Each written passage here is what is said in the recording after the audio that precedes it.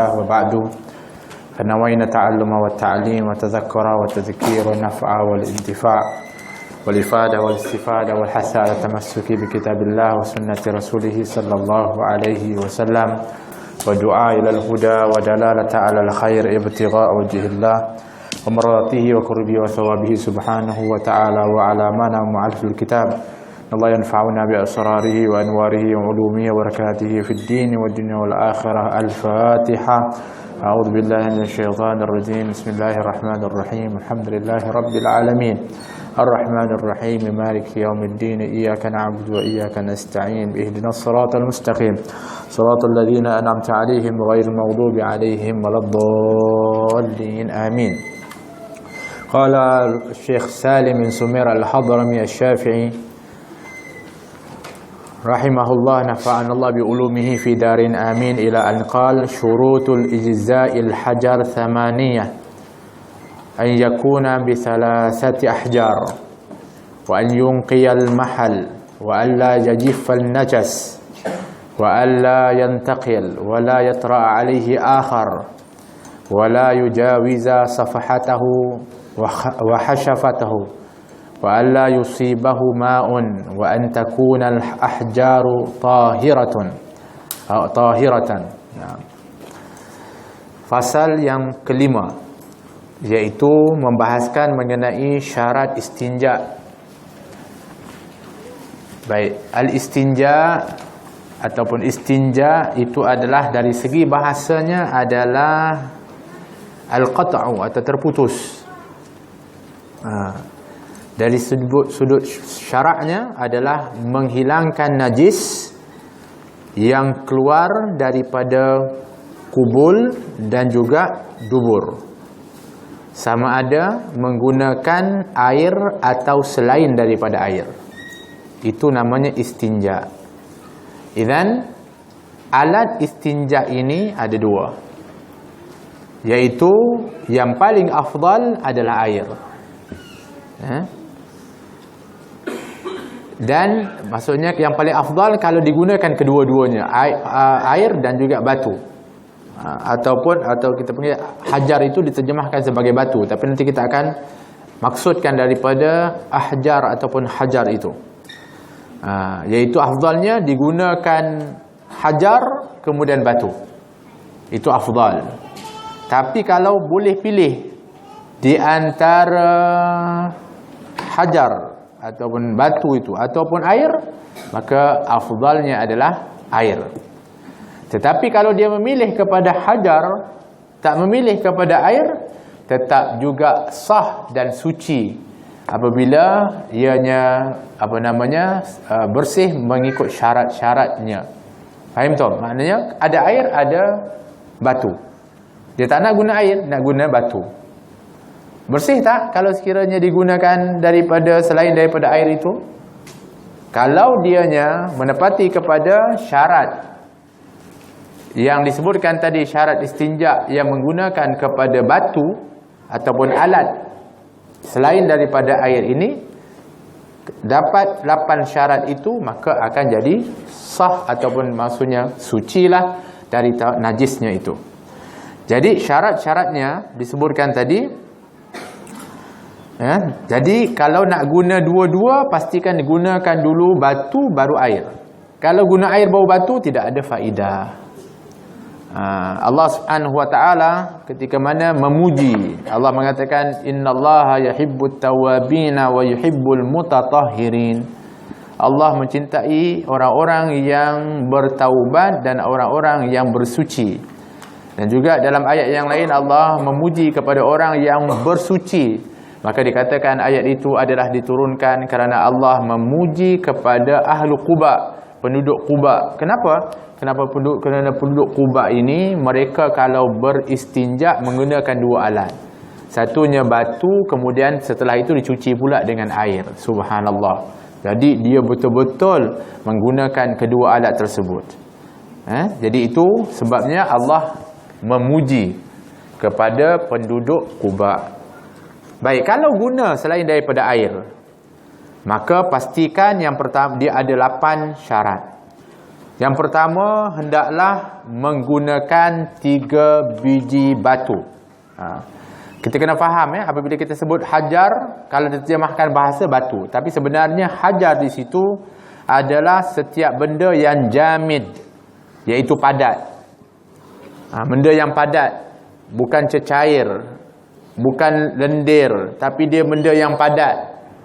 Kalau bukan batu pun, dia boleh saja yang namanya kertas, daun, kayu yang padat.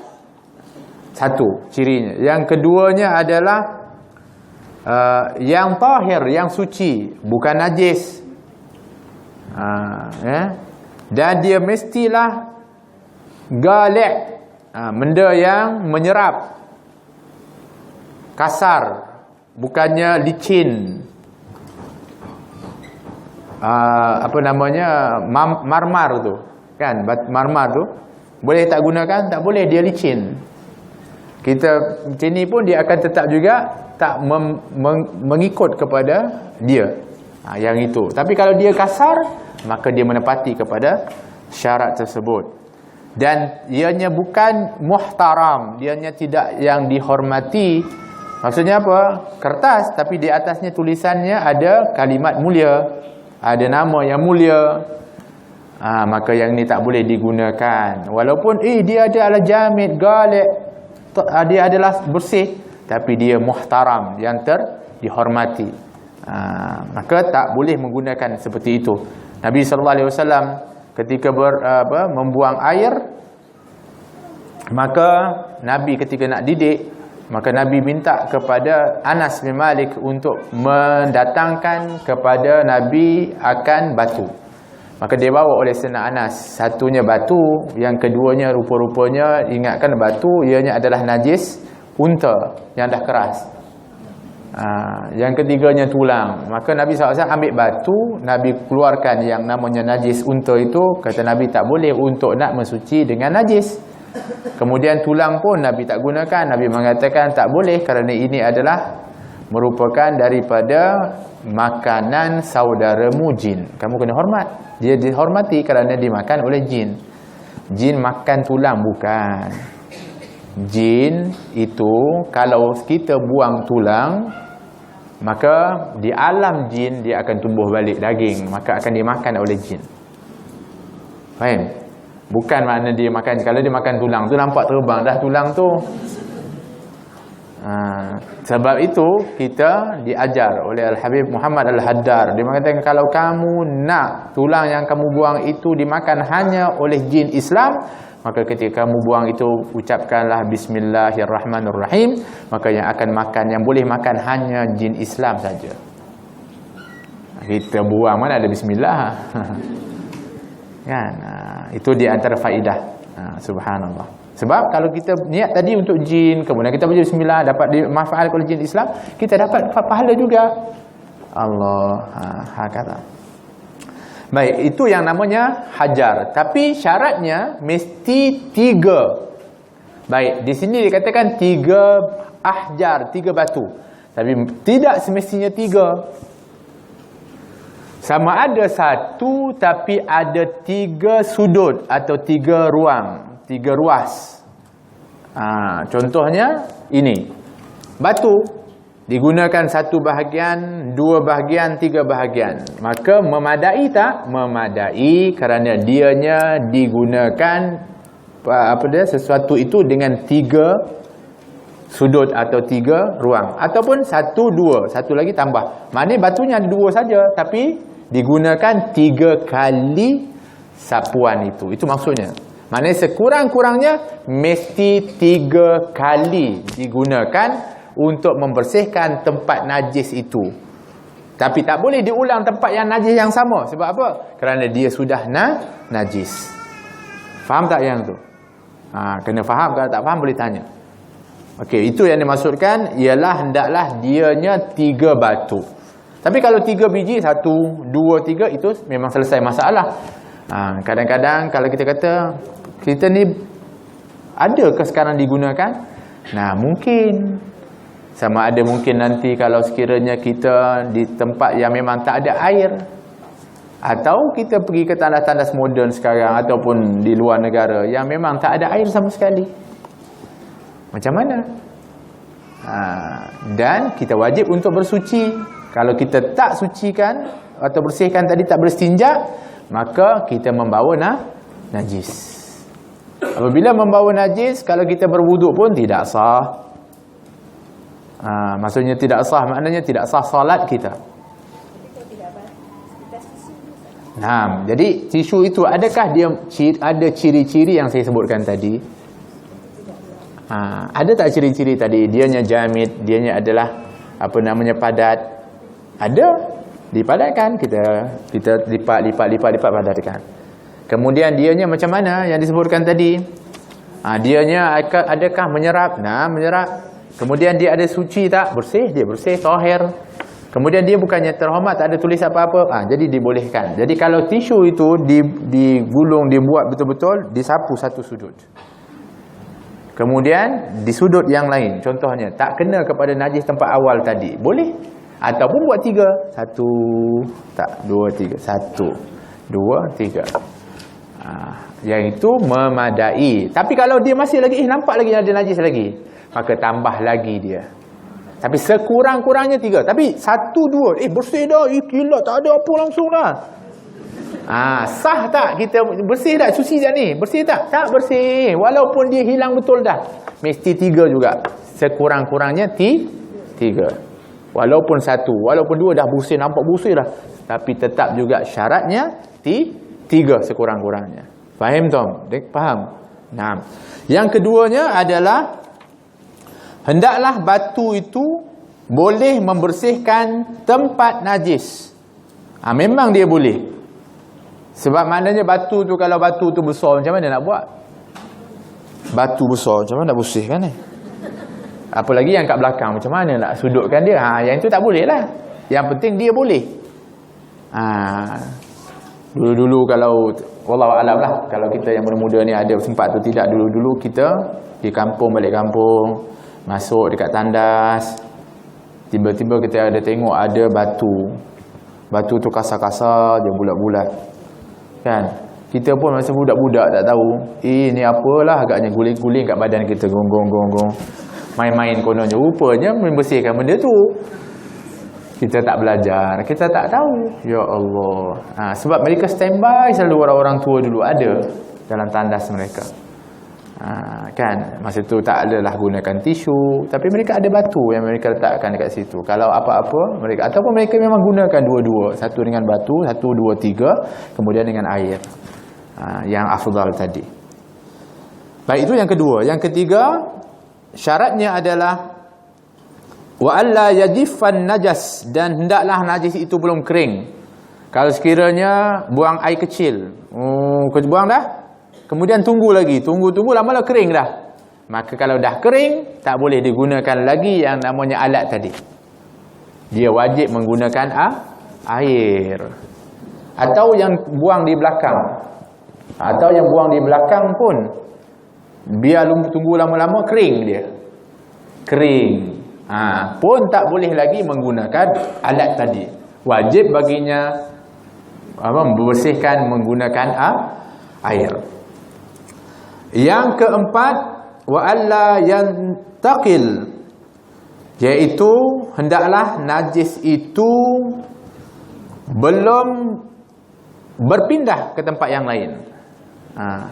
Minta maaf kalau orang lelaki zakarnya, minta maaf ni ilmu, maka dianya adalah hanya di ruang itu, tak berpindah di tempat yang lain. Kalau buang air besar juga tidak kena ke tempat yang lain. Begitu juga perempuan, tak keluar pergi ke tempat yang lain. Bermakna hatta kalau sekiranya seorang itu dia bersihkan dengan tisu ataupun dengan batu, masa dia bersihkan tu najis itu berpindah, terkena dia punya tangan, nampak tak?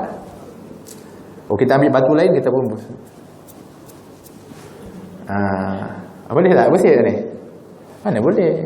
Yang ni tak boleh dibersihkan dengan batu ataupun alat lain. Ini wajib dibasuh sebab dia sudah berpindah dari tempat asalnya. Faham? Kita bersihkan bukan bersihnya bagus 1 2, tapi tangan kita kena. Lepas tu kita pun dah ni tangan kita najis. Dan kita tak, lepas tu kita pun ambil apa ni? Batu tu kita pun cuci dia. Dengan batu kita kesat-kesat. Najis. Lepas tu makan pula. Allah. Najis. Faham tak? Itu kena hati-hati. Tapi selagi dia dekat situ, kan kita bersihkan, dia bersih, suci dia jadi. Selagi dia tak berpindah ke tempat yang lain. Kalau yang ni semua yang pindah tempat lain tu semua wajib dibasuh dengan air. Wala yatra'a alaihi akhar. Dan hendaklah najis itu tidak bercampur dengan benda lain. Dengan debu ke, bercampur dengan selain daripada najis itu ke, kalau kena, maka kalau sekian seperti itu kena, maka dia tak boleh lagi dibersihkan dengan hajar itu, tapi dia hendaklah dibersihkan dengan air. Dia mesti dibersihkan dengan air. Baik. Hakata. Baik. Hendaklah najis tersebut tidak bercampur dengan yang lain. Seperti mana kalau bercampur dengan yang lain, maka dia tak boleh dibersihkan kecuali dengan air.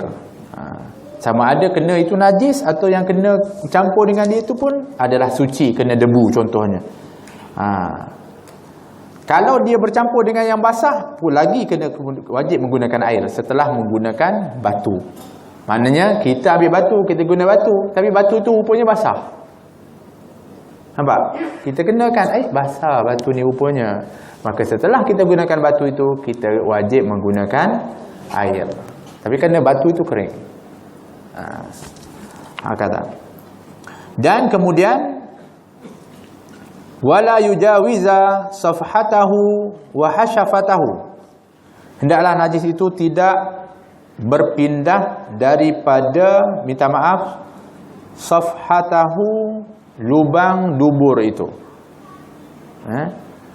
Mana lubang dubur itu? Iaitu apabila seorang itu berdiri, dia tak nampak dah, dia masuk ke dalam. Itu dubur. Minta maaf Jadi yang itu dia tak berpindah daripada situ. Dia tak pergi ke tepi, dia memang di situ saja. Jadi apabila dibersihkan, minta maaf, maka dibersihkan di situ saja. 1 2 3. Kalau ada lagi najis, tambah lagi 4 5 contohnya. Yang penting dianya taklah melebihi dari safwah, iaitu daripada dia punya tempat kawasan ini. Safhatahu iaitu daripada dubur itu, kawat dubur itu. Minta maaf. Yang wakil kata wahasyafatahu, hasyafah ini maknanya minta maafnya orang lelaki kepala zakar itu. Tak kena ke tempat lain, tak keluar daripada kawasan itu, maka masih boleh lagi digunakan ahjar atau alat selain daripada air tadi. Faham tak? Faham Baik.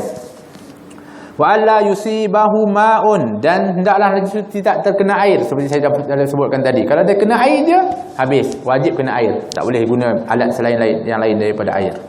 Dan yang ke-8, wa ay takunal ahjaru tahirah, dan hendaklah batu yang digunakan itu bersih, tak kena najis satu, ataupun mungkin dia adalah najis yang keras macam batu, tak boleh juga. Ataupun dianya adalah daripada tulang, saya sebutkan tadi, tak boleh.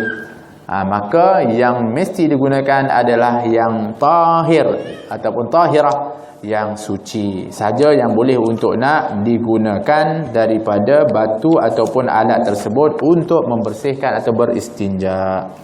Jadi itu 8 syaratnya yang mesti kita fahami apabila kita sebutkan tentang istinja yang dilakukan selain daripada menggunakan air. Nah, faslun furudul wudu sittatun an-niyatu wa ghaslul wajhi wa ghaslul yadaini ma'al mirfaqain wa mashu syai'in min ar-ra'si wa ghaslur rijlaini ma'al ka'baini wa tartib. fasal fardu atau rukun wudu itu ada 6 perkara.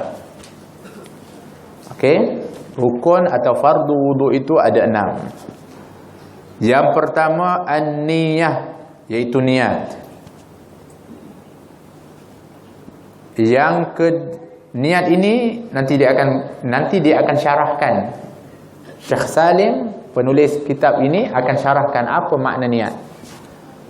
Jadi saya tak syarah dulu, nanti selepas ni dia sebutkan.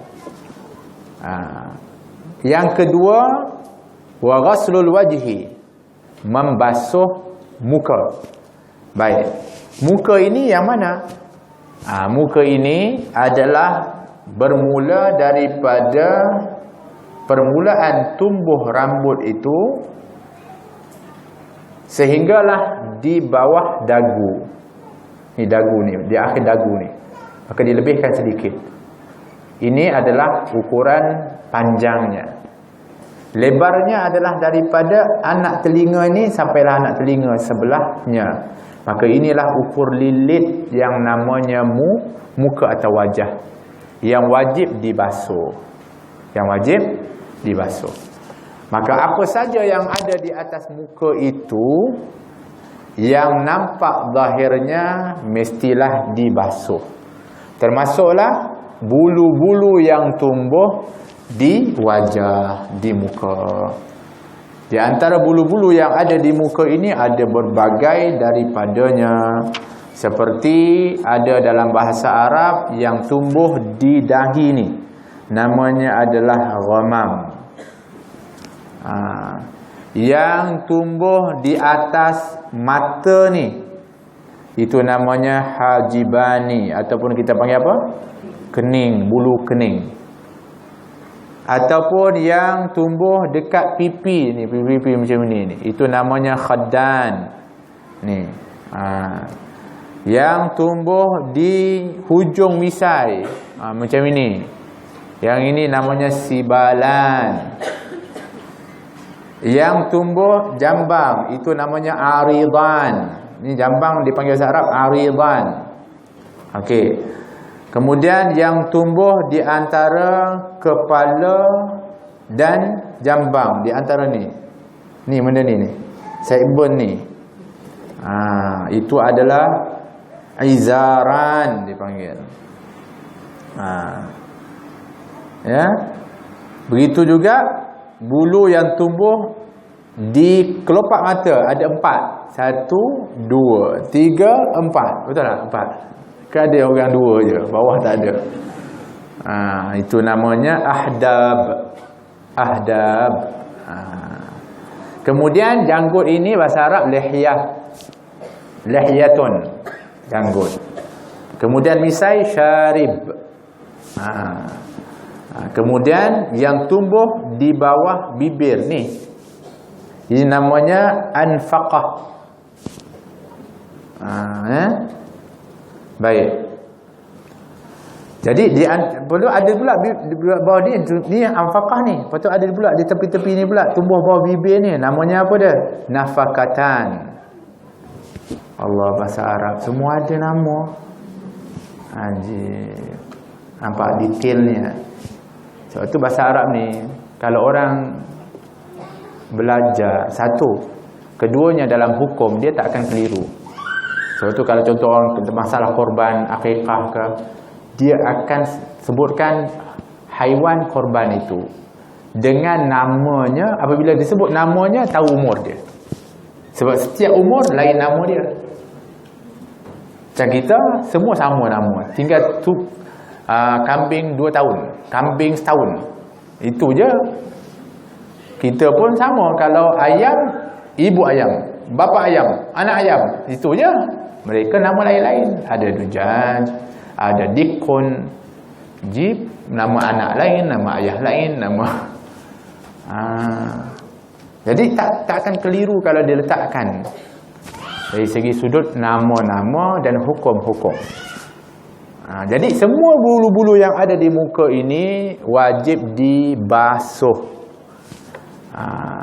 Cuma kalau sekiranya bulu tadi menutupi kulit, dan bulu itu tebal, maka tidak wajib untuk dibasuh di bawah kulitnya itu, di bawah bulu tu, kulit yang di bawah bulu tu. Tapi kalau dia hidup, apa namanya? Hidup apa? Hidup senang mati tak mau, macam tu.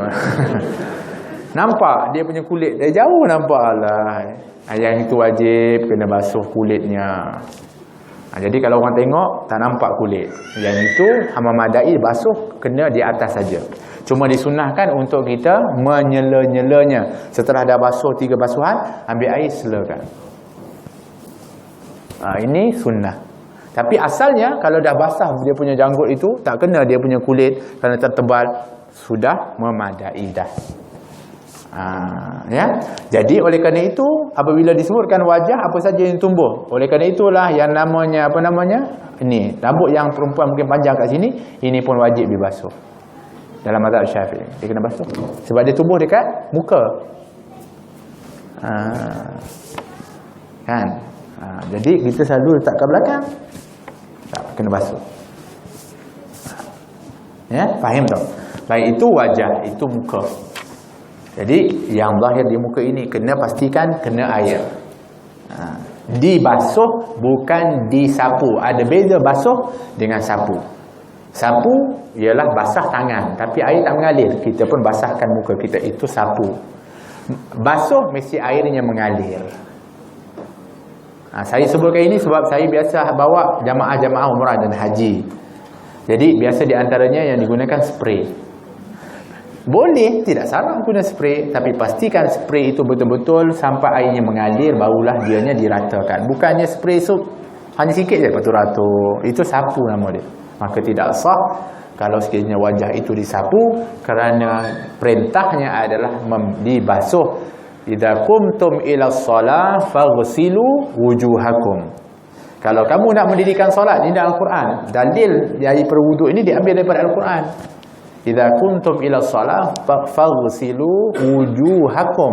Kalau kamu nak mendirikan salat, basuh oleh kamu wajah kamu, muka kamu. Kemudian yang kedua, wa aydiyakum ilal marafiq, dan kedua tangan kamu sehingga siku. Yang itulah rukun yang ketiga, iaitu membasuh kedua tangan serta atau sehingga kedua sikunya. Dia kata di sini bukan sehingga, ma'al mirfaqain. Sebab tangan ini boleh je. Tangan mana? Kita tangan ni semua tangan. Nampak? Ini tangan ni, kalau kita kata basuh tangan, sudah. Kena basuh sampai sini. Ini tangan kan? Tapi dikatakan ma'al mirfaqain, dengan membasuh tangan berserta siku. Bermakna sampai siku saja sebenarnya batasan daripada wuduk itu. Okey, siku ini mana batasan dia? Maka disebutkan ada di sini yang kata bonjol itu adalah batasan siku. Baik. Tapi oleh kerana kalaulah seorang itu basuh akan tangannya daripada hujung sampailah kepada tempat itu, betul-betul sampai ke batasan dia, maka kalau dibimbangi tak lebih atau tak kena sedikit saja daripadanya, maka tidak sah wuduknya. Maka kaedahnya disuruh untuk melebihkan, maka melebihkan sedikit itu disebutkan juga wajib, kerana disebutkan ma la yatimmul wajib illa bihi fahuwa wajib. Iaitu sesuatu yang tidak sempurna tanpa dengan sesuatu itu, maka yang sesuatu yang menyebabkan sempurnanya sesuatu itu adalah wajib. Maka lebihkan itu menjadi wajib pula, sebab dianya menyelamatkan daripada menjadi tidak sempurna daripada basuhan itu batasannya. Jadi dilebihkan. Tapi oleh kerana ada pula lagi daripada tambahan anjuran janji daripada Nabi SAW bahawa yaumul qiyamah nanti umatku akan dibangkitkan ghurral muhajjalin min atharil wudu. Nanti yaumul qiyamah kata Nabi, umatku akan dibangkitkan dengan ghural muhajjalin. Ghural muhajjalin ni apa? Bercahaya wajah dan tubuhnya, iaitu dari pesan tempat wuduknya. Maka oleh kata itu Nabi mengatakan, kalau kamu wuduk, lebihkan tempat basuhan wudukmu itu. Maka kita naklah supaya tempat ni semua bercahaya, maka lebihkan. Lebihkan daripada tempat wuduk itu. Baik, jadi semua yang ada di atas tangan ini juga, maka dia juga wajib disapu. Ada orang yang memang bulunya banyak pun kena juga dia membasuh kepada bulu-bulu yang ada di tangannya itu. Dan juga apa yang di sebaliknya, kalau dia jarang-jarang kulitnya, mesti dipastikan kena air, dibasuh dengan air. Yang ketiga, wa mashu syai'in minar ra'si, iaitu menyapu sedikit dari sebahagian kepala. Sebab diambil dari firman Allah tadi, faghsilu wujuhakum wa aydiyakum ilal marafiq wamsahu bi ru'usikum, dan sapulah oleh kamu bi ru'usikum. Ba di sini, ini bahasa Arab. Maka Imam Syafi'i mengambil ba itu adalah li ba'din, iaitu sebahagian. Sapukan oleh kamu sebahagian daripada kepala. Sebab ba itu diartikan oleh, dari sudut bahasanya, oleh Imam Syafi'i itu adalah li ba'din. Berbeza dengan Hanafi, dia mengatakan ba li kul, untuk seluruhnya. Maka wajib bagi mazhab Hanafi, apabila dia berwuduk, menyapu seluruh kepala. Maka kita pula, Syekh Salim ketika mana dia sebutkan, kerana dia nak sebut itu adalah minimum. Paling minimum sebahagian saja, kita sapu sebahagian saja kepala kita, sah kita punya wuduk. Tapi kerana kita nak dapat fadilat, dan kita juga diajar oleh ulama-ulama kita, setiap kalau boleh apa yang kita buat, semuanya adalah mengeluarkan daripada khilaf. Dia panggil khurujun minal khilaf. Sebab dulu ulama bukan jenis nak cari gaduh. Mereka kalau boleh nak merapatkan. Kalau dalam mazhab ini wajib, dalam mazhab dia adalah sunnah, maka dia kata ini sunnah, tapi alangkah baik dan afdalnya kalau buat yang seperti itu. Masya Allah. Hari ini bergaduh, Ustaz. Dulu begitu. Akhirnya, dan diberikan pula daripada sebab di antaranya, kita nak nanti dibangkitkan dalam keadaan bercahaya anggota wuduk. Takkan nak sikit je. Nanti macam apa namanya, orang pakai lampu suluh je dekat, alamak. Nah, kita nak semua bercahaya lah. Jadi di antara kaifiahnya macam mana? Maka di antara kaifiahnya adalah mudah. Basah tangan kita, maka kita letakkan dianya di ujung tadi, di atas telinga kita ni, kita letakkan. Tak apa, buka. Dah rambut serabut tak apa-apa. Ala kulli hal. Okey, letakkan begitu. Dan dia dapatkan begini, kemudian dia letakkan, dan dia letakkan sampai ke belakang. Kemudian didepankan. Itu sudah mendapatkan membasuh seluruh kepala, basuhan pertama. Keduanya, ambil air yang baru, basahkan. Maknanya kemudian letak balik. Tak? Ke depan lagi. Begitu. Orang perempuan pun kalau rambutnya panjang sampai ke bawah. Bawah tu dinaikkan sampai ke atas. Bertutup semua dah. Macam tu. Faham tu? Nak dapat bercahaya nanti kita punya tu, nanti dibangkitkan. Naam. Memadai, rambut pun memadai, kerana dia ada sebahagian daripada kepala. Tapi mesti di atas bahagian kepala, di atas bahagian kepala. Naam. Tak perlu untuk kita nak pergi nak masukkan dia, tak mestinya. Tapi kalau dianya dibasahkan, itu adalah yang terbaik untuk kenakan kepada bahagian kulit kepala. Tapi sebenarnya memadai dengan kawasan kepala. Baik, yang kelima, wa ghuslu rijlaini ma'al ka'bain, membasuh kedua kaki bersama kedua mata kaki. Kita panggil buku lali. Kan?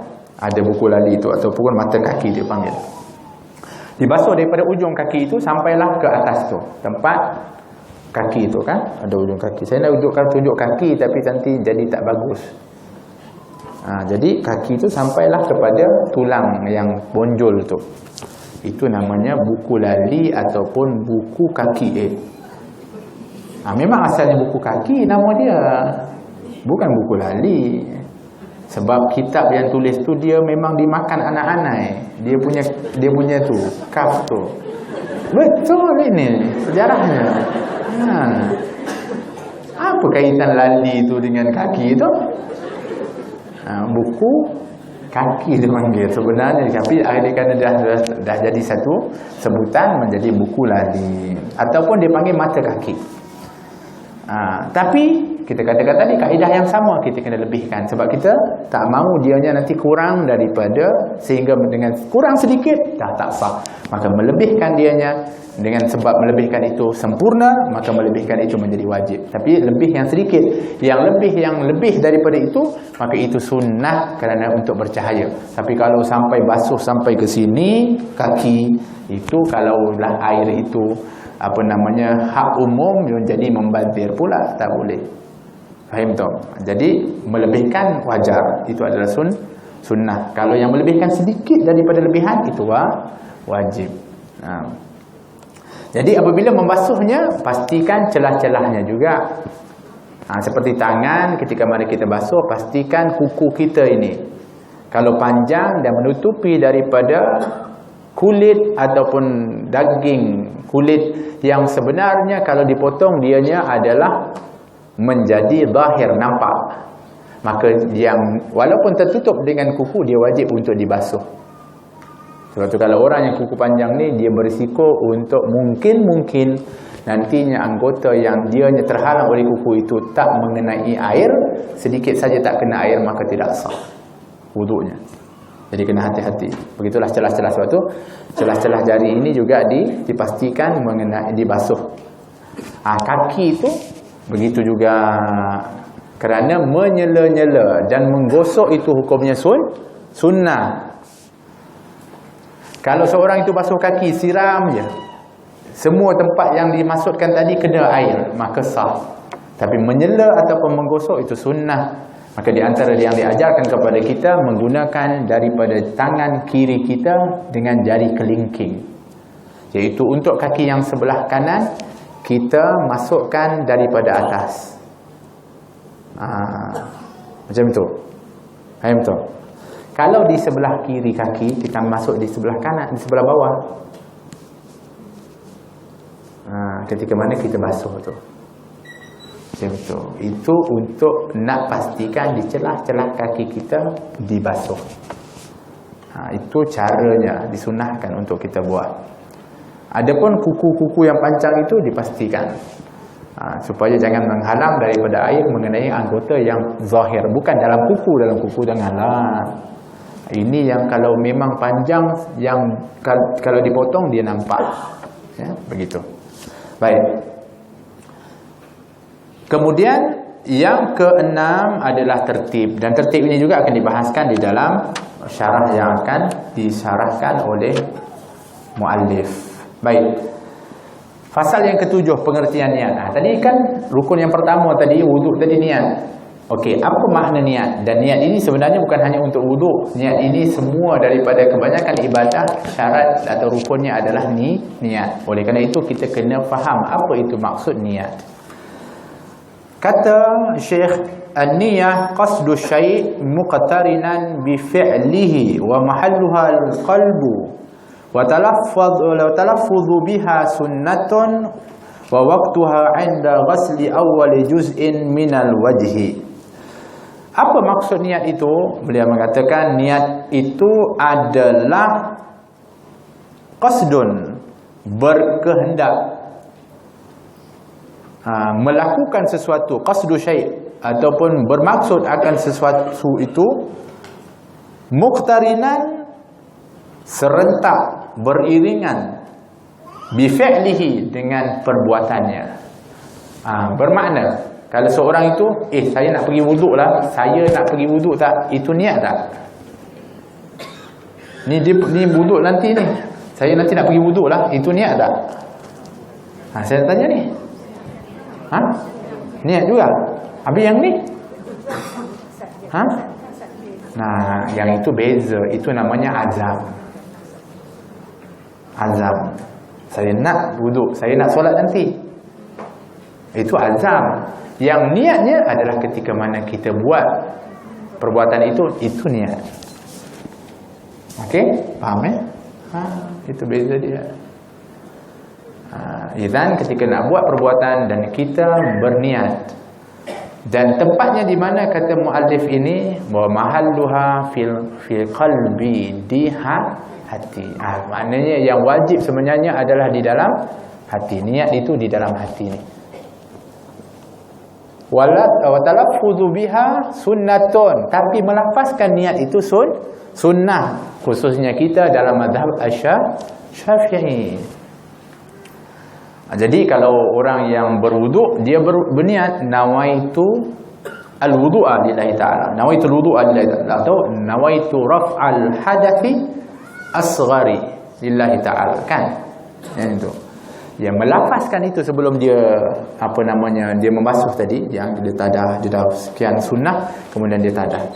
Dia kata nawaitu atau nawaitu al-wudu'a lillahi ta'ala. Yang lafaz tadi hukumnya sunnah. Jangan takut. Ada orang takut? Tak ada orang nawaitu nak solat. Okey kan kalau saya cakap usalli okey tak? Takut. Pasal kita dapat sunnah itu maksudnya buat dapat, meninggalkan tak dapat apa-apa. Jadi kalau kita lafaz dapat pahala tak? Kerana kita mazhab Syafi'i mengikut pendapat ijtihad daripada ashab Syafi'iyah, bermakna apabila kita ikut ijtihad kita akan yusab, akan dapatkan pahala.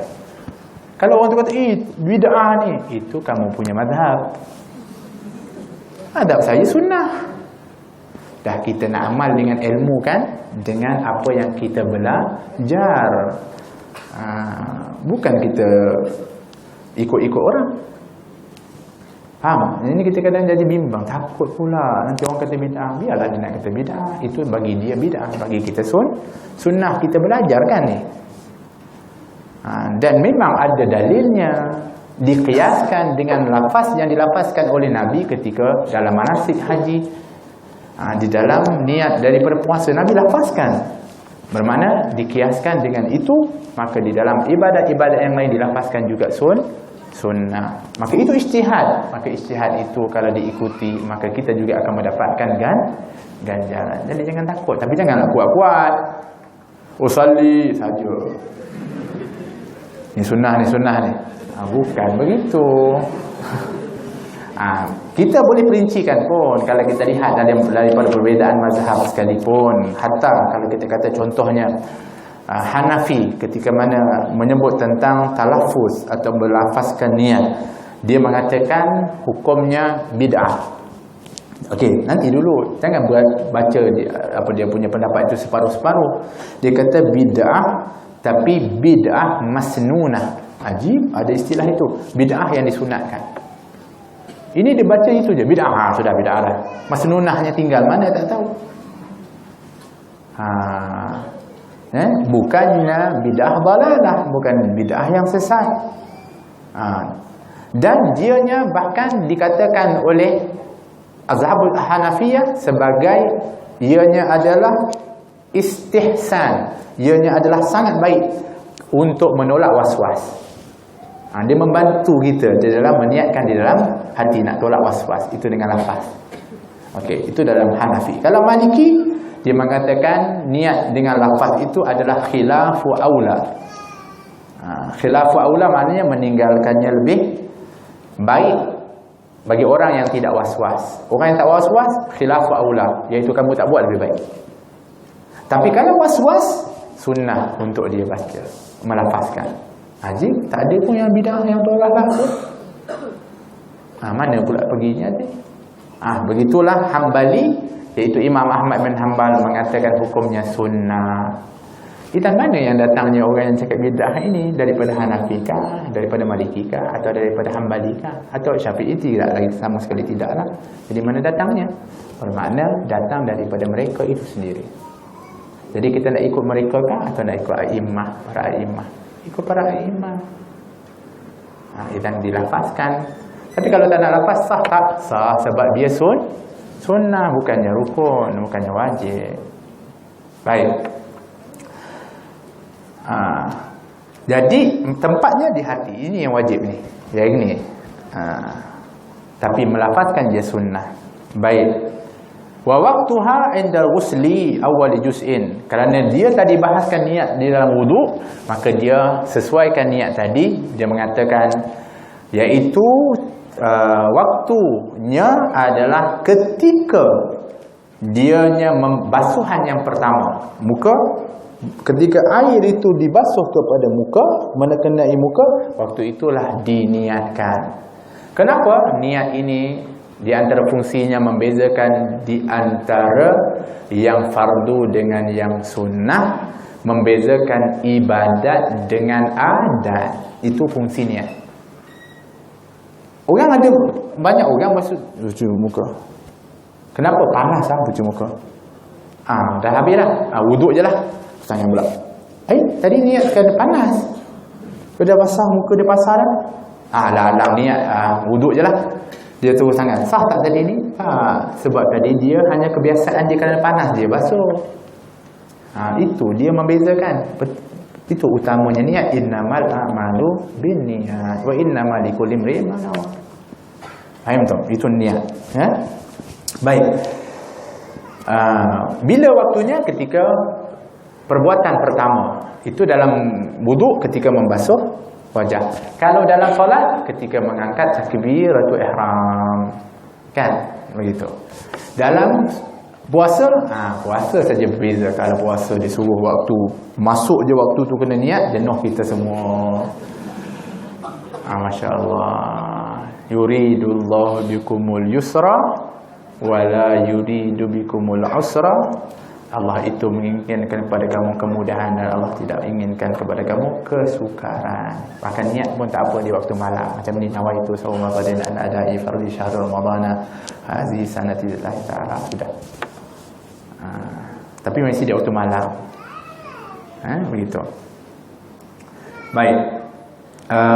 Di dalam niat sebagai tambahan, dia mesti ada 3 syarat. Dia pertama mesti ada yang namanya al-qasdu, yang keduanya at-ta'abbud, yang ketiganya at-ta'yin. Al-qasdu maksudnya apa? Kalau solat itu usalli. Nak buat apa ni? Saya solat. Itu qasd. Maksud kita nak buat ni buat benda. Kalau tadi kita basuh, nak buat apa ni? Berwuduk. Kalau solat dia kena ada ta'arrud, iaitu fardhiyah itu. Usalli fardha. Fardha itu kena ada. Ta'yin fardu apa? Zuhur kah, asar kah, maghrib kah, yang tu. 3 ini ada, sah, cukup. Maknanya kalau kita kata lafaz bahasa Arabnya usalli fardal isya'i. Usalli fardal isya'i. Sudah sah. Arba'ah kah, itu tak payah sebut pun tak apa. Tak ada ingat benda tu pun tak apa.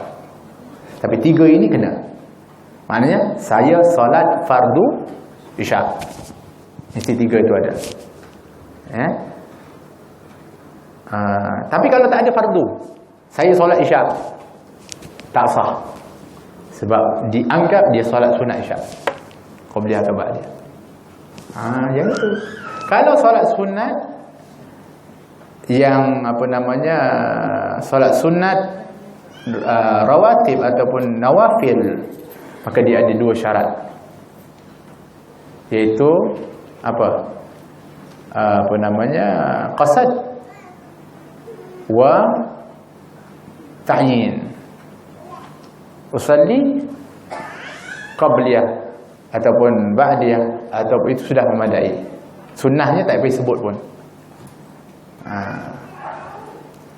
Tapi kalau solat sunat mutlak, hanya qasad saja. Usalli, saya solat. Sudah?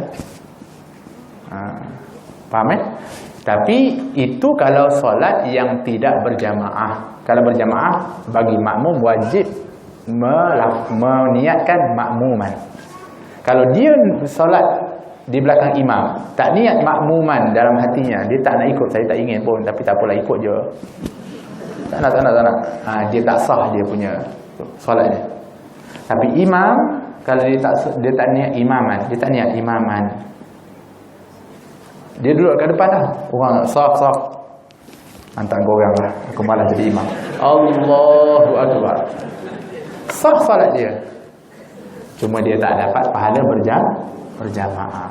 Kecuali dalam solat Jumaat. Imam wajib dianya berniat menjadi imam. Kalau dia tak niat menjadi imam, tak sah solat semua. Sebab syarat solat Jumaat itu mesti berjamaah. Dia tak nak berjamaah, dia tak sah solat dia sebab dia tak berjamaah. Maka tak sah dia, lain pun tak sah juga. Itulah solat Jumaat. Faham ke ni? Dan semakin malam semakin pening dah ni kan. InsyaAllah faham lah tu. Baik.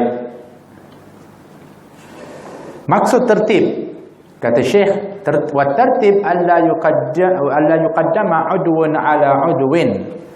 Tertib adalah tidak mendahulukan atau membasuh anggota wuduk atas anggota wuduk yang lain. Mesti ikut tertib sebab Allah yang tertibkan. Idza kuntum ila shalah faghsilu wujuhakum wa aydiyakum ila marafiq wamsahu bi ru'usikum wa arjulakum ila ka'bayn. Allah yang telah susun itu, maka kena ikut susunan itu. Kenapa pentingnya juga disebut tertib? Takkan kita nak ubah-ubah? Tak. Masalahnya kalau kita basuh semua dah selesai, tiba-tiba dekat sini ada cat. Nampak? Alamak, ada cat pula tak kena air. Nah, macam mana? Boleh tak kalau sekiranya kita tadi ni ambil korek dah selesai, kita ambil air, kita basuh. Dah kena air dah, alhamdulillah. Sah tak? Tak sah lah, sebab yang lain selepas itu semuanya tak sah, tak dikira sebab tadinya tak sempurna. Maka kaedah yang tepat adalah diundur satu anggota. Maknanya mula balik dengan wajah balik, baru dibasuh balik, kemudian kepala, kemudian kaki. Tapi dalam mazhab Hanafi tidak. Dia boleh je moderate, kita basuh dah. Dia tak ada tertib. Sebab tu dalam dia punya rukun wuduk tidak ada tertib. Tidak, rukun baginya tertib. Bagi kita Syafi'i tertib. Faham tak? Nah, masya-Allah. Masya-Allah, semuanya jadi faqih lah ni, masya-Allah ni.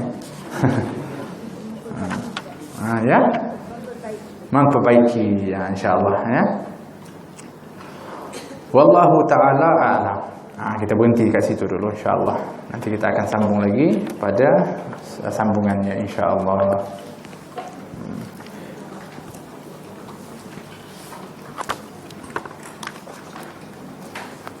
Naam, qala radhiyallahu anhu, Imam Haddad radhiyallahu anhu, nafa'ana Allah bi ulumihi fi darini amin.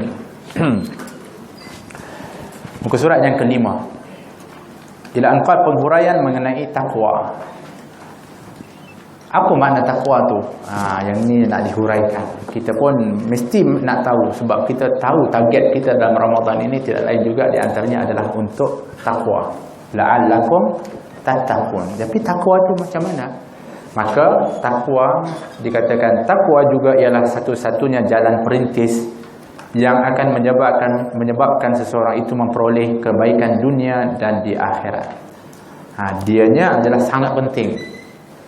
Menjadi satu jalan perintis yang akan merintis jalan seseorang itu untuk mendapatkan keselamatan di dunia dan di akhirat.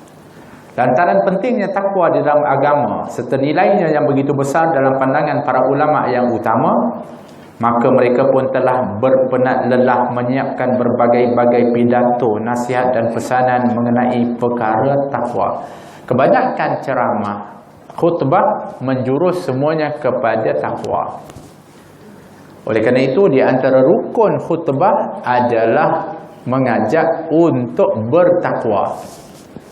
Tapi adakah kalau mana rukun khutbah itu mengajak kepada takwa mesti kita sebut marilah kita bertakwa? Kalau tak sebut sah tak? Tapi dia mengajak untuk kita mempertingkatkan iman, taat kepada kita, taat kepada Allah. Mari kita tinggal maksiat. Dia tak sebut kalimat takwa tu. Sah tak khutbah dia? Sah khutbah dia sebab yang dia takrifkan, dia sebut tadi sebenarnya kembali kepada makna takwa. Bukan mesti kalimat itu disebutkan. Cuma ihtiyatan, berhati-hati. Memang kebanyakan khutbah itu disebutkan dan dibacakan firman Allah berkaitan dengan takwa. Tapi kalau tak sebut pun, tapi dia punya ceramahnya, khutbahnya, isinya adalah mengajak orang untuk taat kepada Allah dan juga untuk meninggalkan maksiat. Itulah makna juga termasuk daripada takwa. Dan oleh kerana takwa itu sudah pun mencakup segala urusan kebaikan, maka dihukumkan wasiat yang diwajibkan dalam khutbah Jumaat memadai dengan hanya menyebut takwa kepada Allah Ta'ala sahaja. Dalam kebanyakan hal juga sering para ulama yang terulung memakai takwa kepada Allah sebagai pesanan kepada sesiapa yang datang memohon pesanan daripada mereka. Takwa juga merupakan suatu wasiat Allah Subhanahu wa taala untuk orang-orang yang terdahulu dan orang-orang yang terkemudian. Allah telah berfirman di dalam kitabnya, walaqad wassaynal ladzina utul kitaba min qablikum wa iyyakum anittaqullah. Dan kami, yakni Allah, telah memerintahkan kepada orang-orang yang diberikan kitab sebelum kamu dan juga kepada kamu supaya bertakwa, yakni patuh kepada Allah. Bermakna pesanan bertakwa ini bukan bermula dari untuk umat Nabi Muhammad, tidak. Dia adalah merupakan asas yang sentiasa dianya diperingatkan dan diajak dan diwasiatkan dari turun temurun sejak Nabi Adam sampailah kepada umat Nabi Muhammad sallallahu alaihi wasallam. Di dalam perintahnya supaya bertakwa. Kenapa disebutkan demikian? Bermakna pentingnya daripada takwa itu sehingga dia menjadi sesuatu yang sentiasa diajak dan diwasiatkan. Dalam perintahnya supaya bertakwa, Allah telah berfirman pula, ya ayuhan nasu taqu rabbakumul ladzi khalaqakum min nafsin wahidah. Wahai manusia, kata Allah, umum, bukan hanya orang beriman ni. Yang biasa kita baca dalam khutbah tu, ya ayyuhallazina amanu taqullaha haqqa tuqatih. Wahai orang-orang yang beriman, itu untuk khusus orang beriman. Tapi pada dasarnya panggilan takwa ini untuk semua manusia. Ya ayyuhan nas ittaqu rabbakumul ladzi khalaqakum min nafsin wahidah. Wahai manusia, bertakwalah kamu kepada Tuhanmu yang telah menciptakan kamu dari diri yang satu. Dan nafsin wahidah maksudnya daripada Adam. Kita semua sumbernya sama daripada Nabi Adam. Tapi setelah itu sampailah zamannya Nabi Nuh. Kemudian banjir besar berlaku, semuanya mati, semuanya musnah. Naam, ada pengikut-pengikut Nabi Nuh yang dapat naik ke atas kapal, tapi semuanya tak ada zuriat. Maka kita ni sebenarnya lahir generasi kedua, iaitu semuanya daripada sulbinya Nabi Nuh. Maknanya kita pertama memang Nabi Adam, kemudian kan banyak, kemudian mati semua. Semuanya asalnya adalah daripada Nabi Nuh semua. Mana kita semua bin Nuh, Adam. Dia takkan lagi daripada Nuh dan Adam. Faham tak? Kenapa Allah pilih begitu? Kerana Allah nak muliakan Nabi Nuh. Sebab tu Nabi Nuh juga termasuk daripada ulul azmi minar rusul. Berdakwah 950 tahun. Pengikut dia tak sampai 100. Ya Allah, kesiannya. Gagalkah Nabi Nuh? Tak gagal. Kerana dia tak pernah berhenti dan berputus asa untuk dakwah. Kalau kita 950 tahun tak sampai 100 orang, Allah, macam mana? Sebab tu hebatnya Nabi Nuh. Sehingga Allah nak muliakan sampai diberikan kemuliaan oleh Allah. Nanti semua zuriat itu akan berasal daripadamu, wahai Nuh. Ya Allah, kerana sabarnya dia, kerana usaha dia tak pernah berhenti. Diperolokkan, dipermainkan, ditutup telinga, diselubung pula. Ada yang lari kalau jumpa Nabi Nuh. Allah, berat dugaannya, tak berhenti Nabi Nuh berdakwah 950 tahun. Kita baru nak ajak sikit orang tu apa, dah ni kita dah melantak kau lah. Kan? Tak putus asa Nabi Nuh, tak putus asa. Bermakna kita kena belajar semangat Nabi Nuh itu. Dan semangat itu juga diambil oleh Nabi SAW, dan Nabi lebih dahsyat daripada itu. Sehingga Nabi mendoakan, kalau doa sampai didoakan oleh Nabi, kalau mereka tak beriman, ya Allah, aku berharap keluar dari sulbi mereka orang-orang yang beriman. Seperti didoakan kepada penduduk-penduduk Taif yang telah membaling batu kepada Nabi, mengusir kepada Nabi, sehingga Nabi beberapa kali jatuh, kata Zaid bin Harisah. Luka Nabi SAW, Zaid bin Harisah pun luka teruk. Nabi SAW jatuh beberapa kali ketika dilempar, diangkat oleh orang-orang Taif. Ingatkan nak selamatkan tak? Kerana nak baling lagi. Jatuh lagi, diangkat lagi supaya dibaling lagi sehingga berdarahlah kaki Nabi SAW, sehingga darah itu mengalir dan bertakung di dalam kasut Nabi SAW ketika Nabi berjalan, bunyi cik, cik, cik, cik, gitu. Sebab itu ketika mana ditanya kepada Rasulullah, ya Rasulullah, kerana Nabi ketika dalam peperangan Uhud lukanya teruk Nabi, termasuk besi di dalam tulang ini, patah gigi geram Nabi SAW. Tapi ditanya oleh Sayyidatina Aisyah, ada tak yang lebih dahsyat daripada ini yang kau pernah hadapi ya Rasulullah? Nabi mengatakan ada, di Taif. Sebenarnya apa yang dihadapi oleh Nabi di Taif itu bukan seperti mana yang boleh kita bayangkan, lebih dahsyat daripada itu. Tapi ketika Nabi kena tu, Nabi berlindung di kebun anggur. Nabi berdoa kepada Allah. Apa agaknya doa Nabi? Mengadu tentang siapa? Bukan kaumnya, bukan penduduk Taif, mengadu tentang kelemahan dirinya. Allahumma inni ashku dha'fa quwwati. Ya Allah, aku mengadu lemahnya kekuatan dayaku dan kurangnya strategiku ya Allah. Ya Allah, dalam keadaan begitu dia disalahkan kepada diri. Kalau kita, ya Allah mereka, ya Allah mereka, ya Allah mereka, ya Allah. Satu. Kemudian datang tawaran lagi, malaikat yang menjaga gunung. Ya Rasulullah, Allah telah memberi izin, kalau sekiranya kau ingin aku hempapkan gunung ini di atas mereka, beritahu. Kata Nabi, tidak. Nabi mengatakan, kalaupun tidak mereka beriman, ya Allah, pastikan aku mengharap akan lahir dari subi-subi mereka zuriat-zuriat yang akan membela agama ini. Dan Nabi kata, Allahumma hdi qaumi fa innahum la ya'lamun. Kalau kita, bukan kita doa keturunan jadi baik, 7 keturunan kita sumpah. Betul? Kemudian Nabi kata, doa baik pula, ya Allah berikan hidayah kepada mereka. Kemudian disebahkan kaum itu kepada dirinya, Allah berikan hidayah kepada kaumku itu. Kalau kita kena dengan kumpulan lain, tak ingin kita nak disebahkan dia kepada kumpulan kita ataupun kita punya kaum.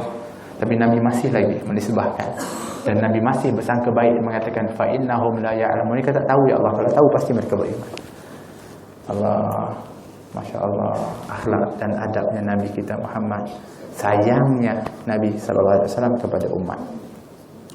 Firman-Nya lagi, ya ayyuhalladzina amanu taqullaha wa qulu qawlan sadida. Wahai orang-orang yang beriman, bertakwalah kamu kepada Allah dan ucapkanlah perkataan yang benar. Firman-Nya lagi, ya ayyuhalladzina amanu taqullaha haqqa tuqatih. Wahai orang yang beriman, bertakwalah kamu kepada Allah sesungguh-sungguh takwa. Firman-Nya lagi, fattaqullaha mastata'tum. Bertakwalah kepada Allah sekadar termampu olehmu. Dua ayat ini sebenarnya ada kaitan. Kalau sekiranya dibiarkan saja ayat yang di atas, ya ayyuhalladzina amanu taqullaha haqqa tuqatih. Wahai orang yang beriman, bertakwalah kamu kepada Allah dengan sesungguh-sungguh takwa. Bermakna semua orang akan gagal. Sebab kalaulah sekiranya kita habiskan hidup kita dengan taat dan sebagainya, sebenarnya kita belum sampai kepada kemuncak takwa yang sebenarnya pun. Oleh kerana itulah firman Allah yang di bawah itu sebenarnya mentafsirkan dengan mengatakan fattaqullaha mastata'tum. Bertakwalah kamu kepada Allah semampu, sekadar yang termampu bagi kamu. Kita ni selalu ada istilah mastata'tum. Dalam hadis pun Nabi mengatakan, beramalah kamu mastata'tum. Kalau aku perintah, ikutlah semampu kamu, kata Nabi. Apabila ada mastata'tum semampu kamu, kita selalu sangat menafsirkan sikit. Nampak tak? Kata semampu je, yang ni ialah mampu. Kita ni pantang bagi pilihan, pilihnya sikit saja. Sebenarnya semampu kamu iaitu sebanyak mungkin yang kamu mampu untuk buat, bukan sedikit maksudnya. Kita selalu ambil yang tu, semampu je, yang ini cukuplah. Kan, jadi kalimat itu kita ni suka ikut kita punya semampu je. Itu jadi masalah. Yakni lapangkan dirimu sekadar yang terdaya upaya. untuk menumpukan diri untuk bertakwa kepada Allah Ta'ala. Sebab kenapa dia kata lapangkan waktumu? Sebab waktu kita ini sudah terbahagi-bahagi. Ketika Hanzalah kembali ke keluarganya, kemudian asyik dia bermain dengan anak-anak, bertemu dengan istrinya, tersentak sekejap kerana dia merasakan dirinya sudah berbeza ketika berada bersama dengan Nabi SAW. Ketika bersama dengan Nabi, dia khusyuk, dia imannya tu luar biasa, ingat kepada Allah, menghayati betul apa yang disampaikan oleh Nabi. Tiba-tiba dengan keluarga lupa, macam lupa dengan Allah, macam lupa Allah. Asyik. Terus dia keluar rumah, pergi masuk masjid menjerit, telah munafik Hanzalah, telah munafik Hanzalah. Ketika itu yang dengar Sayyidina Abu Bakar Siddiq. Sayyidina Abu Bakar kata, "Ya Hanzalah, kenapa ni?" Dia kata, "Ya wahai Abu Bakar, aku rasa aku munafik. Sebab kalau bersama dengan Nabi, aku akan ingat Allah, aku akan betul-betul khusyuk. Tapi ketika aku balik ke keluarga, aku asyik, aku macam lupa pula." Kata Sayyidina Abu Bakar, "Kalau begitu aku pun lebih kurang juga." Jadi macam mana? Jom kita tanya kepada Nabi SAW. Maka bertanyalah mereka kepada Rasulullah, mengadukan hal itu. Maka kata Nabi SAW, "Wahai Hanzalah, kalau setiap waktumu itu kau penuhi dengan ingatanmu, zikirmu kepada Allah, maka sudah tentulah malaikat akan bersalam dengan kamu di jalan-jalanmu. Kamu berjalan ke luar, malaikat tunggu salam. Hebat, hebat, tanya, hebat, hebat." Maknanya seolah Nabi dah kata macam mustahil. Tapi oleh kerana itu Nabi mengatakan, "Wahai Hanzalah, sa'ah, berikan waktumu, berikan waktumu." Bermakna kalau kamu bermain, bergurau dengan anak, itu pun adalah merupakan perintah Allah. Allah suruh untuk kamu bergurau, bermain dan juga bermesra dengan keluargamu. Tapi waktu itu mungkin kamu kuranglah daripada ingatanmu kepada Allah. Tak apalah, yang penting ketika waktumu dengan Allah juga 100%. Ini dengan anak 100%. Nanti pergi melancong 100%. Main 100%. Main bola, tak kira, penat tak kira lah. Solat berapa peratus? Zikir berapa peratus? Nampak? Baca Quran berapa peratus?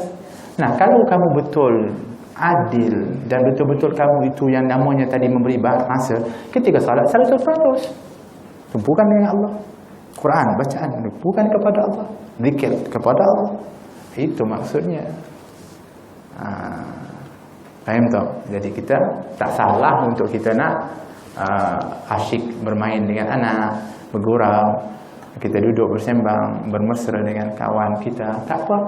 Tapi ingat ketika waktu dengan Allah, berikan sepenuh waktumu dengan Allah Subhanahu wa taala. Naam. La yukallifullahu nafsan illa ma ataha.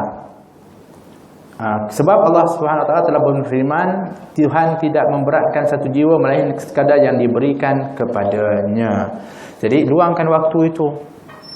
Berikan waktu tumpuanmu dengan Allah. Tapi ketika mana kamu bekerja, tak apa, kamu kena itqan, kamu kena tekun dalam bekerja. Amanah, jujur, tekun, itu juga adalah yang dicintai oleh Allah Subhanahu wa taala. Oleh kerana itu Allah tidak akan bebankan kepada kamu sehingga kamu akan dianggap sebagai orang yang lalai kalau kamu sedang melakukan tanggungjawabmu sebagai seorang manusiawi kepada orang-orang ataupun mereka-mereka yang menjadi tanggunganmu. Tapi jangan sampai dikatakan jangan sampai la tulhikum amwalukum wala auladukum an zikrillah. Yang salahnya ialah janganlah sampai melalaikan kepada kamu hartamu dan anakmu dari mengingati Allah. Yang itu yang tak boleh. Yang itu yang batasannya. Seterusnya, jika hendak dikira firman-firman yang membicarakan tentang takwa, tentu ada banyak sekali. Jadi Imam Haddad kumpulkan daripada perintah-perintah takwa tadi untuk menunjukkan betapa pentingnya takwa ini, sehingga sentiasa Allah Subhanahu wa taala memerintahkan untuk bertakwa. Itu pertama. Kemudian apa faedah takwa ini? Yang ini yang kita kata faedah produk yang kita kata semalam. Orang jual, dia akan tak bagi tahu faedahnya, kelebihannya. Maka orang yang dengar tu, kalau dia percaya, dia akan ambil dan dia akan beli. Sekarang ini faedah takwa apa dia? Yang tawarkan itu siapa? Allah. Dan Allah itu pasti akan mengurniakan dan memberinya. Dan Allah tidak akan memungkiri janji. Sebenarnya Allah SWT telah mengumpulkan semua kebaikan dunia dan akhirat untuk diberikannya kepada orang-orang yang bertakwa kepadanya. Sebenarnya kesimpulannya senang. Semua kebaikan dunia akhirat ini Allah memang sudah sediakan untuk orang bertakwa. Macam orang berjual obat. Semua penyakit saya ni, ubat ni boleh rawat. Wah, yang tu kan, semua penyakit lah, ubat segala penyakit ni. Kan, orang yang betul ke ni, ya entah tidak ni. Tapi kita kadang-kadang percaya juga, kan? Kita percaya. Sebab kita nak sihat. Kalau takwa itu dikatakan adalah merupakan produk yang terkumpul di dalamnya semua kebaikan dunia dan akhirat, yang menawarnya Allah, kenapa kita tak ambil? Itu. Di antaranya mendapat jalan keluar daripada tekanan hidup dengan rezeki sentiasa datang berlimpah ruah tanpa diduga lagi. Itu di antara yang pertama, faedah di antaranya yang dah diperincikan, iaitu mendapatkan jalan keluar dan rezeki yang melimpah ruah. Sebagaimana firman Allah, "Wa may yattaqillah yaj'al lahu makhraja wa yarzuqhu min haitsu la yahtasib." Allah mengatakan barang siapa yang bertakwa kepada Allah dengan mematuhi segala perintahnya dan meninggalkan larangannya, nescaya Allah akan mendorong baginya jalan keluar ataupun akan memberikan jalan keluar kepadanya. Makhraja itu kata para ulama, seorang ulama ni dia memang ahli bahasa dan ahli tafsir. Dia kata subhanallah, hebatnya Al-Quran itu. Kadang-kadang satu-satu kalimat itu boleh diberi erti dan makna sehingga ratusan dan ribuan. Itu yang tersurat, yang tersirat lebih banyak lagi. Oleh kerana itu mengatakan kalau dia nak tafsirkan makhraja saja boleh berjilid-jilid. Bayangkan jalan keluar daripada apa? Dari kesusahan kepada kesenangan, dari kesempitan dari kelapangan, dari miskin kepada kaya, dari susah kepada senang. Banyak makhraja ni. Jangan ingat makhraja jalan keluar apa? Semua ini, apa saja yang kamu sedang hadapi, ada jalan keluar dia. Sebab biasanya orang-orang yang bermasalah kerana buntu, tak ada tahu macam mana nak menyelesaikan atau nak keluar daripada masalah itu. Maka jalan keluarnya adalah takwa kepada Allah Subhanahu wa taala. Bahkan dijanjikan wa yarzuqhu min haitsu la yahtasib, dan dia Allah Subhanahu wa taala akan memberikan rezeki kepadanya dari sumber yang tiada diduga. Oleh kerana itulah hari ini di kedai dimanapun digantunglah ayat ini, namanya ayat 1000 dinar. Maka digantung tapi tak baca dan tak amal. Kan? Kita ni kalau gantung tu Masya Allah bagus. Kat rumah ayatul kursi Masya Allah cantik. Kenapa? Nak lindung daripada jin dan juga daripada gangguan dan juga daripada bahaya. Tapi gantung baca tak pernah. Akhirnya yang masuk rumah kita pencuri, rompak. Dia masuk-masuk sekali yang paling pertama dia tengok adalah ayatul kursi. Dia buat apa? Dia baca Allahu la ilaha illallah. Niat dia supaya jangan ditangkap. Kan kita tolong dia tu. Nah, kita yang tak baca, kalau kita baca Allah jamin. Orang yang sebelum tidur dia baca ayatul kursi dijamin oleh Allah Subhanahu wa taala akan diutuskan malaikat khusus Isra jaga. Dan diberikan keselamatan rumahnya dan rumah jirannya. Orang baca ayatul kursi jiran dia pun selamat. Ajib. Masya Allah. Tapi kita tak nak baca. Kalau kita baca, Allah janji perlindungan itu. Hakata. Firman Allah Ta'ala, "Dzalikal kitabu la raiba fihi hudan lil muttaqin." Itulah kitab, iaitu Al-Quran. Tiada keraguan padanya sebagai petunjuk bagi orang-orang yang bertakwa. Nah, jadi Al-Quran ini yang kita nak dalami dan juga yang kita baca, yang tiada keraguan di dalamnya, adalah merupakan pegangan utama kepada orang yang bertakwa. Jadi ciri orang yang bertakwa di antaranya juga dianya adalah orang yang cinta dan suka kepada Al-Quran, suka baca Al-Quran, suka menghayati Al-Quran. Saya takwa tapi Qurannya tak pernah baca, Qurannya buat tak peduli. Tak. Dia mesti ciri dia orang bertakwa itu, dianya dengan Al-Quran itu bersahabat. Sebab itu kita Ramadan disuruh kita ni memperbanyakkan Al-Quran kerana kita nak dapat target takwa tadi. Jadi jalan-jalannya di antaranya adalah dengan kita memperbanyakkan membaca dan menghayati kepada Al-Quran. Dan kalau betul kita menghayati Al-Quran, dalam hadis Nabi SAW mengatakan, disebutkan kana Nabi SAW ajwadan nas. Nabi ini pemurah. Tapi Nabi lebih pemurah ketika mana? Ramadan, ketika hina yalqahu Jibril, ketika dia bertemu dengan Jibril. Kenapa dia bertemu dengan Jibril? Kerana bertadarus dengan Jibril dalam Ramadan. Nabi ni bertadarus dalam Ramadan. Dengan siapa? Dengan Jibril. Sehingga kata para ulama hadis mengatakan, apa kaitan tadi Nabi disebutkan Nabi ini pemurah dan bertambah pemurah Ramadan dan dengan tadarus Al-Quran? Katakan bermakna ada kaitan. Di antara kaitannya adalah orang yang benar-benar membaca Al-Quran dan menghayati Al-Quran, salah satu sifat yang akan lahir baginya, dia akan bertambah pemurah. Tapi kalau baca Al-Quran bertambah kedekut, something wrong. Tak mesti. Sebab kebanyakan dalam itu kita baca, kebanyakan semuanya akan diiringi dengan anjuran untuk nak bersedekah, infak di jalan Allah. Kalau disuruh infak pun atau jihad pun, wajahidu fi sabilillah bi amwalikum wa anfusikum. Hatta nak jihad pun, dulukan harta kamu baru diri kamu. Semakin banyak baca Al-Quran akan menjadi seorang yang semakin pemurah. Begitu. Sebagai faedah. Firman Allah Ta'ala wa taqullah wa yu'allimukumullah. Di antara faedah yang lain adalah dia mendapatkan ilmu ladunni. Yang tadi ni, yang kedua dia mendapat petunjuk. Hudal lil muttaqin, akan memberi petunjuk kepada orang bertakwa. Dia dapat petunjuk. Orang bertakwa ni dapat petunjuk janji Allah.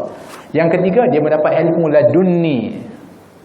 Ilmu ladunni ni maksudnya apa? Ilmu daripada Allah langsung. Kita ada ilmu yang disebutkan ilmu kasbi. Ada ilmu wahbi. Baca betul-betul. Wahbi. Ada kasbi. Jangan dibariskan itu. Makna ilmu kasbi, ilmu usaha. Kita belajar ni, kita usaha ni nak dapat ilmu kan? Itu kasbi. Tapi ada ilmu wahbi, ilmu hadiah yang diberikan langsung oleh Allah Subhanahu Wa Taala. Atau juga dikenal sebagai ilmu ladunni. Ada orang kata mana ada ilmu ladunni, mengaku ini orang-orang tasawuf, orang-orang yang konon-konon ni. Okey, nak contoh bukti dia. Masa kecil-kecil dulu kita lahir, siapa yang mengajar kamu pergi isap yang mak tu? Orang pandai cari tu siapa? Ada. Okey, kalau ni baby ya, nanti kalau lapar nanti ini tempat dia ya. Ada. Mana ada, kita pandai-pandai dia cari. Itu ilmu ladunni diberikan oleh Allah langsung, diajar oleh Allah tanpa perlu untuk dia ini. Ilmu menangis ketika lapar itu diajar oleh Allah Subhanahu Wa Taala. Mana ada kata kalau lapar beritahu, yang mana dia beritahu apa? Yang kita pula belajar ilmu bayi ini, siapa yang ajar kita? Allah yang ajar kepada kita. Kita tahu lapar tu, siapa cakap? Itu je bunyi dia, lapar begitu, sakit begitu. Ini tahu kita ni lapar ni, sakit ni. Subhanallah. Nampak? Itu ilmu yang Allah berikan kepada manusia. Terus ada ilmu langsung diberikan oleh Allah. Dan itu tak mustahil, seperti mana yang Allah berikan ilmu itu kepada Nabi Khidir, seperti mana disebutkan min ladunna ilma. Sebab itu ladunni dari sisi Allah langsung, diberikan oleh Allah. Wa ma utitum minal ilmi illa qalila. Allah nak berikan ilmu itu tak mustahil bagi Allah, mudah untuk Allah nak berikan. Wa 'allama Adam al-asma'a kullaha. Allah berikan ilmu itu, diajarkan kepada Adam seluruh daripada ilmu. Malaikat kurang berapa yang diajarkan oleh Allah Subhanahu Wa Taala. Jadi cara nak dapatkan ilmu itu, di antara salah satunya kalau kamu bertakwa, kamu akan dapat ilmu itu. Kamu akan mendapatkan ilmu yang diberikan oleh Allah Subhanahu Wa Taala. Di antaranya mampu membedakan ketika timbul kekeliruan atau berlaku satu yang kemuskilan, juga sebagai penebus kesalahan dan penyuci segala dosa. Allah, 3 tawaran tadi dah cukup menarik dah. Tambah lagi, ada lagi, belum habis lagi tawaran untuk orang bertakwa. Apa dia? In tattaqullaha yaj'al lakum furqanan wa yukaffir ankum sayyi'atikum wa yaghfir lakum. Akan dapat apa? Kalau kamu bertakwa, kata Allah, kamu bertakwa kepada Allah, yaj'al lakum furqana. Dia Allah akan menunjukkan pengenalan untuk membezakan di antara yang hak dengan yang batil. Takwa kepada Allah, kita ni kadang-kadang ialah manusia, Masa sesuatu yang kita buat, kita kadang-kadang keliru, ini betul ke salah, tapi orang bertakwa Allah akan nampakkan dia. Itu yang power hebat tu, yang disebutkan dalam hadis yang mengatakan orang-orang yang Allah dah sayang kepada dia, Allah akan jadi matanya ketika dia memandang, menjadi telinganya ketika dia mendengar, menjadi tangannya yang dia gunakan, menjadi kakinya ketika dia melangkah. Tapi bukan makna Allah jadi itu, maknanya Allah jaga matanya, jaga pendengarannya, Allah jaga tindakan tangannya, Allah jaga langkah kakinya.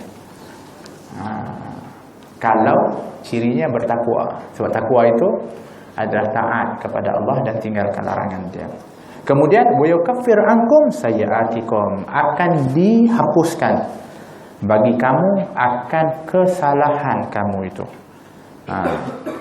Dan tak cukup itu, diampuni oleh Allah. Sebab tu Allah ni, kalau dia dah beri ampun kepada kita, bukan seperti mana kita maafkan orang. Kita maafkan orang, bekasnya ada. Cuba dia buat sekali lagi. Kan dulu dah buat kan. Ingat pula, dia kata dah maafkan hari itu. Allah ketika memaafkan kepada hambanya, satu, dia akan hapuskan dari catatan itu. Catatan kita tu hilang. Yamhu as-sayyi'at. Allah yamhu as-sayyi'at. Satu. Kedua, Allah akan lupakan semua yang nanti menjadi saksi. Siapa? Malaikat yang tulis tadi pun Allah lupakan. Malaikat hafazah yang jaga kita tu, yang tahu kita buat betul salah tu, Allah lupakan dia. Dia tak ingat kita pernah buat salah. Supaya nanti yaumul kiamah dia tak boleh untuk nak cakap, ya Allah dulu dia pernah buat. Tak, dia lupa. Dan Allah akan lupakan seluruh anggota kita dari kesalahan itu. Sebab apa? Sebab kalau Allah tak lupakan, kan anggota nanti akan bercakap nanti. Jadi Allah lupakan. Itu Allah hapuskan. Kalau Allah berikan keampunan. Itu dua. Yang ketiga, Allah akan tukarkan yang namanya sayyi'at, kesalahan, kejahatan itu kepada hasanat, kepada kebaikan. Ya Allah, tak nakkah kita keampunan Allah? Kenapa tangguh-tangguh nak taubat? Kenapa tak mau banyak istighfar? Kalau dapat 3 kelebihan yang cukup luar biasa ini, jangan tangguh, banyak-banyak taubat, minta keampunan Allah Subhanahu wa taala. Kerana Allah itu adalah Ghafurur Rahim. Allah itu Maha Pengampun lagi Maha Penyayang. Setengah para mufassirin mengatakan bahawa maksud firman pengenalan untuk membeda, yakni diletakkan di dalam hati kamu, di hati kamu suluh hidayah yang dapat membedakan antara yang benar dengan yang batil. Jadi macam mana maksud dia dapat bezakan? Sebab dalam hati itu diletakkan macam satu cahaya menyuluh, tak tahu. Sebab tu Nabi satu ketika ditanya, macam mana kalau keliru betul, tak tahu yang mana ni betul halal ke syubhah apa? Nabi mengatakan istafti qalbak. Maknanya jadikan hatimu itu berfatwa. Tapi hati yang tadi, hati orang bertakwa, bukan hati kita. Kalau hati kita ikut suka hati, hentam saja. Itu yang disebut suruh untuk menjadi mufti. Hati menjadi mufti itu hati orang bertakwa. Dia akan, insya-Allah dia akan pilih yang betul. Banyak lagi, Masya Allah. Malam ni pun tak habis lagi dia punya faedah dari bertakwa itu. Takkan kita tak nak lagi untuk bertakwa kepada Allah? Kita sambunglah nanti insya Allah. Renung-renung dulu faedah yang awal itu. Nak ke tak nak? Kalau nak, kita nak kena buat mula dah. Nanti kita akan tambah lagi insya Allah. Bertambah semangat kita untuk nak mempertingkatkan ketakwaan kepada Allah Subhanahu wa ta'ala. Wallahu ta'ala alam. Kalau ada yang apa-apa yang nak ditanya. Abang. Jazakumullah.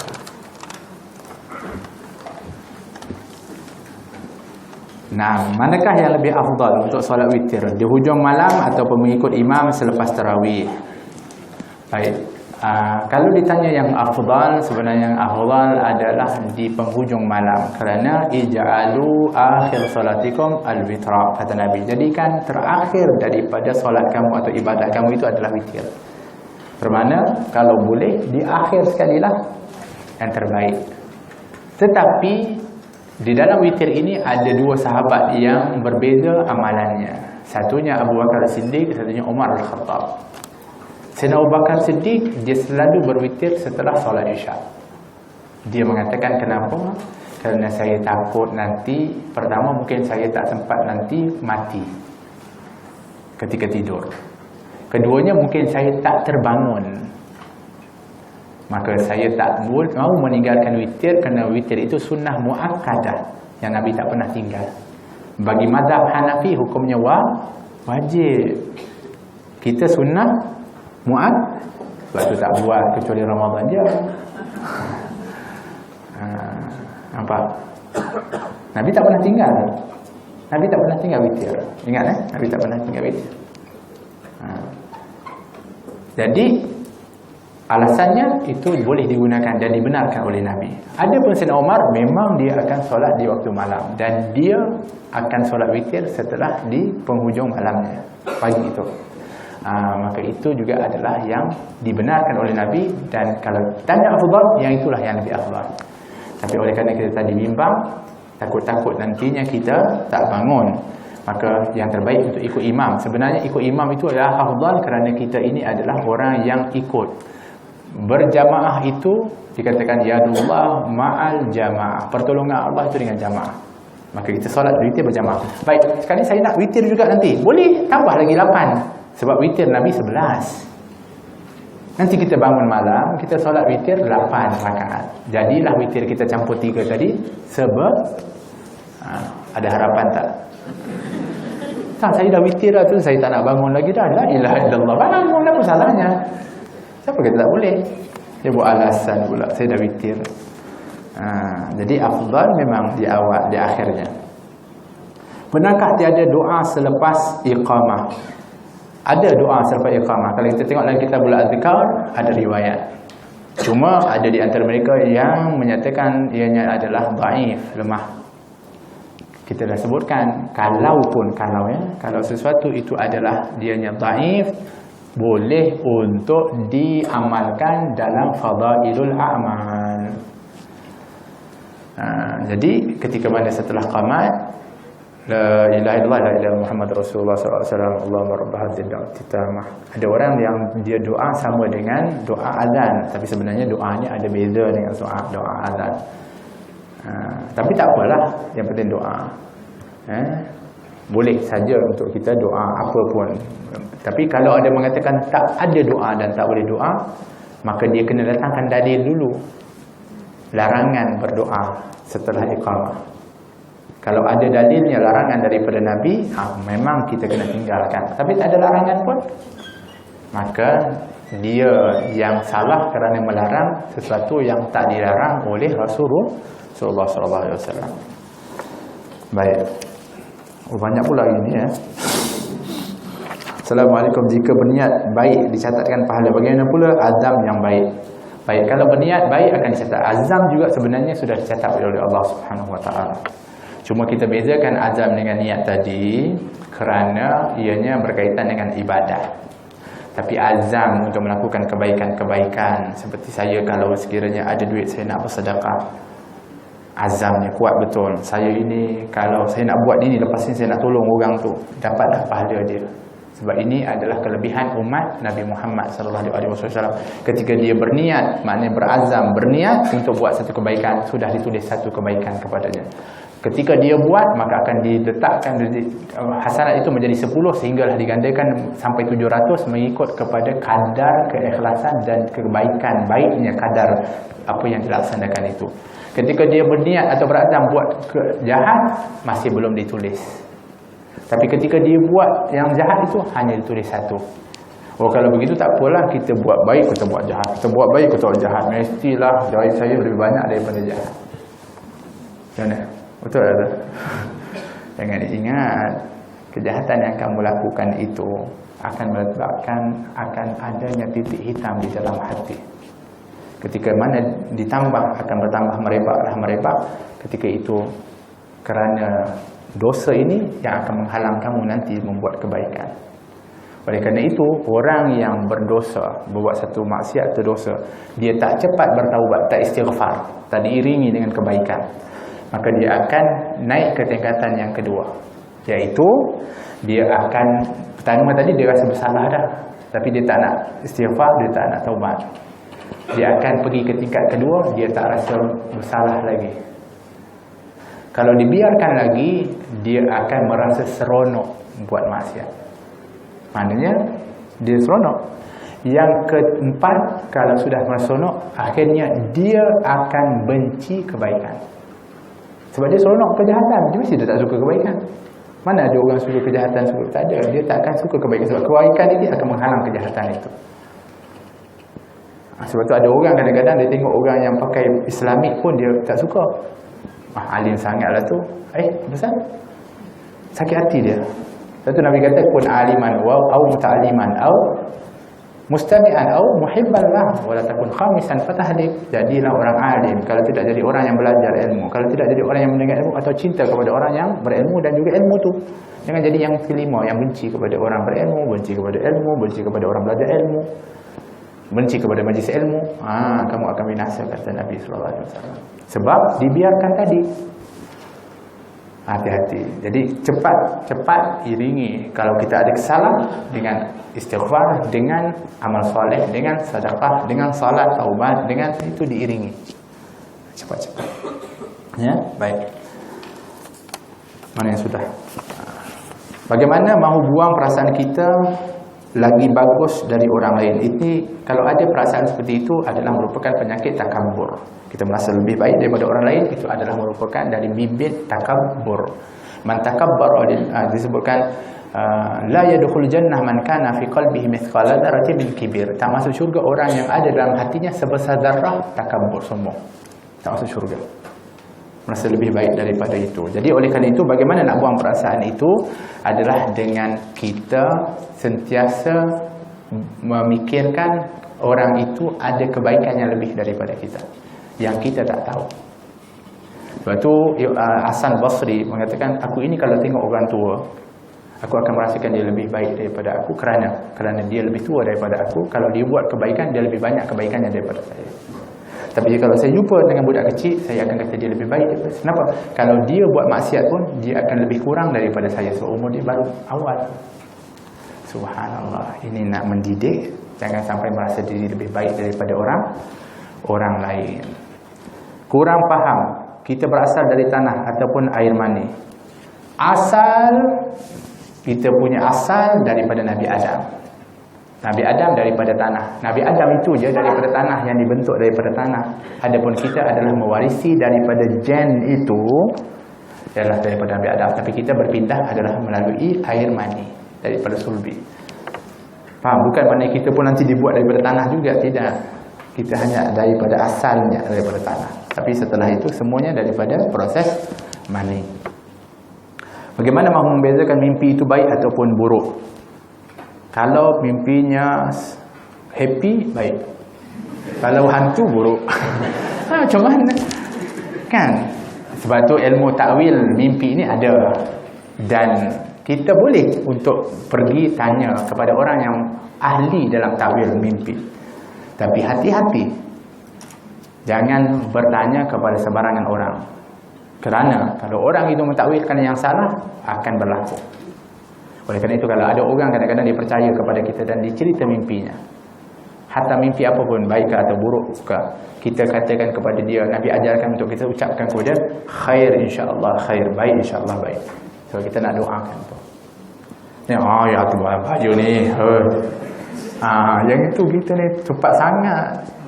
Kan? Jangan, kita doakan baik insya-Allah baik. Itu kalau kita tak tahu, jangan pandai-pandai untuk takwil. Bolehkah memakai batu yang sudah pakai untuk istinja dipakai lagi tapi sudah dibersihkan? Kalau sudah dibersihkan dengan alat pembersihan seperti air, kita dah bersihkan batu tadi itu, kita dah bersihkan dan kita keringkan, boleh digunakan, tak ada masalah. Tapi kalau dibiarkan tak dibersihkan kemudian dia kering, kita gunakan lagi, tak boleh. Tetap juga dikira adalah sudah najis. Kecuali tidak diketahui kerana tidak ada ain, tak nampak. Orang dah guna dah, contohnya dengan minta maaf kencing, digunakan. Kemudian dia letak situ. Kita pun masuk tengok, mana dia? Kita temu air. Ada batu lah. Tak ada najis, tak nampak. Kita guna. Sah kita punya kegunaan tu. Sebab kita tak nampak airnya. Tapi sebenarnya dia dah ada digunakan sebelumnya. Itu lain cerita. Baik. Kemudian boleh terangkan tentang etika dalam solat berjamaah, tentang saf dan susunan saf yang betul untuk muslimin, muslimat dan kanak-kanak. Saf itu disebutkan adalah imam, di belakangnya adalah muslimin. Di belakang muslimin itu adalah kanak-kanak lelaki. Kemudian belakangnya adalah wanita. Itu cara saf. yang betul. Disebutkan di dalam susunan yang telah pun warid dalam hadis Nabi SAW. Kata Nabi, jadikan di belakang imam itu lelaki, kemudian kanak-kanak lelaki, kemudian orang perempuan, kata Nabi SAW. Jadi maknanya konsepnya seperti itu. Okey, sekarang ni mana ini kanak-kanak diasingkan semua apa semua. Tadi ialah merupakan daripada hadis Nabi SAW. Dalilnya seperti itu. Mungkin ada hikmahnya Nabi SAW berkata demikian. Untuk apa? Supaya mereka ni kadang-kadang, memang pun kanak-kanak ni kalau dengan kawan-kawan dia akan insya-Allah dia boleh sama-sama. Kalau kita letakkan di sebelah-sebelah kita, kawan dia kat sana kan dia tengok, kita pun tengok. Ulas telinga kau ni kan. Kan itu mungkin ada hikmah dia, tapi tak salah juga kalau kita nak bawa. Jadi kalau di negara Arab kadang-kadang mereka bawa dia sebelah-sebelahnya aja. Sebab dia memang tak kisah pun. Kita ni masya-Allah ikut tertib bagus. Cuma kita tak boleh pula ada sampai yang terlalu keras. Kanak-kanak jangan pergi. Ada juga yang menghalau daripada masjid, itu salah. Sebenarnya kanak-kanak ini mesti ada dalam masjid supaya mereka nampak, lihat. Sebab tu kita kena bawa dia dalam majlis-majlis baik, majlis-majlis zikir, bawa. Walaupun mereka tak faham, kadang-kadang mereka tapi ada kesan tak? Akan ada kesan. Bila nanti, sebab mereka sedang merakam, mereka sedang melihat untuk diisi di dalam hati dan pemikiran mereka. Jadi tak salah. Apakah kesan pada amal kita jika saf kita tidak rapat? Okey. Saf adalah merupakan daripada penyempurna kepada jamaah. Kalau saf kita tak sempurna, maka hilanglah pahala berjamaah itu. Oleh kerana itu selalu disebutkan, hatta dalam Sahih Bukhari disebutkan sawu sufufakum fa inna taswiyat sufuf min iqamati salat. Sesungguhnya meluruskan saf, menyempurnakan saf itu adalah sebahagian daripada mendirikan solat. Ada lagi kata fa inna taswiyat sufuf min tamamin salat, dari sempurnanya solat. Mana kena betulkan saf. Baik, saf yang sempurna itu adalah rapat. Berbagai kaedah, berbagai cara. Ada orang kata kita kena sampaikan kaki, ada orang mengatakan bahu sentuh. Ala kulihan, kalau dianya rapat dari segi sudut adat, uruf, itu dikira rapat. Tak semestinya nak kena kaki, nak laga. Ada orang tu nak juga laga. Kita dah lari dah kaki kita. Tak juga. La ilaha illallah. Dah ini dah rapat dah. Nak rapat apa lagi? Macam itu. Faham tak? Maksudnya jangan nak ada ruang di antara kamu tu. Memang pun kadang-kadang kita di Malaysia ni bertasahul. Kadang-kadang memang kita sangat jarang rapatkan. Tapi bukan dengan mesti sama kaedah. Nak kena rapat kaki, nak kena itu. Tak perlu. Asal rapat dan memang tak ada ruang lagi, itu maknanya kita sudah pun membenarkan saf dan lurus. Lurus tu kena luruskan kaki kita, samakan ujungnya ke. Ada kaedah kata tumit, ada kata ujung. Tapi perut nak buat macam mana? Lebih je memang perut. Itu lain sih. Tapi yang lain tu lurus. Nah, jika tidak ada air pada najis yang beralih tempat. Macam mana tu? Baik, bahagian wuduk tidak dinyatakan tentang telinga. Betul. Sebab telinga adalah sunnah. Yang kita bahaskan tadi adalah rukun. Jadi membasuh telinga ini hukumnya sunnah wuduk. Jadi tak basuh sah tak? Kalau tak basuh sah wuduk kita. Baik, ini apa ya? Jika tidak ada air pada najis yang beralih tempat. Oh, maknanya dia buang air, kemudian dia nak bersihkan dengan alat tadi, kemudian terkena tangan, tak ada air nak basuh, macam mana? Maka dia kekal dalam keadaan najis. Baik, tapi tak ada air betul. Kalau tak ada air, maka dianya dikira ma'fu anhu, dimaafkan. Tapi untuk kalau solat ihtiram waqt, untuk menghormati waktu. Nanti kalau ada air baru dia basuh dan dia kena ulang balik. Faham tak? Begitu. Ulama itu innama yakhshallaha min ibadihi ulama. Ulama itu fa'il. Tetapi kenapa letakkan di belakang rahsia di sebaliknya? Ini firman Allah. hanya saja yang takut kepada Allah itu adalah ulama. Jadi innama itu adalah kalimatul hasar, iaitu dianya untuk memberitahu hanya yang takut kepada Allah adalah ulama. Dia letakkan yang di terakhir kerana subjeknya yang utama adalah menyebut tentang sifat dulu, sifat takut kepada Allah itu. Bermakna orang kata, takut kepada Allah siapa ya? Ulama.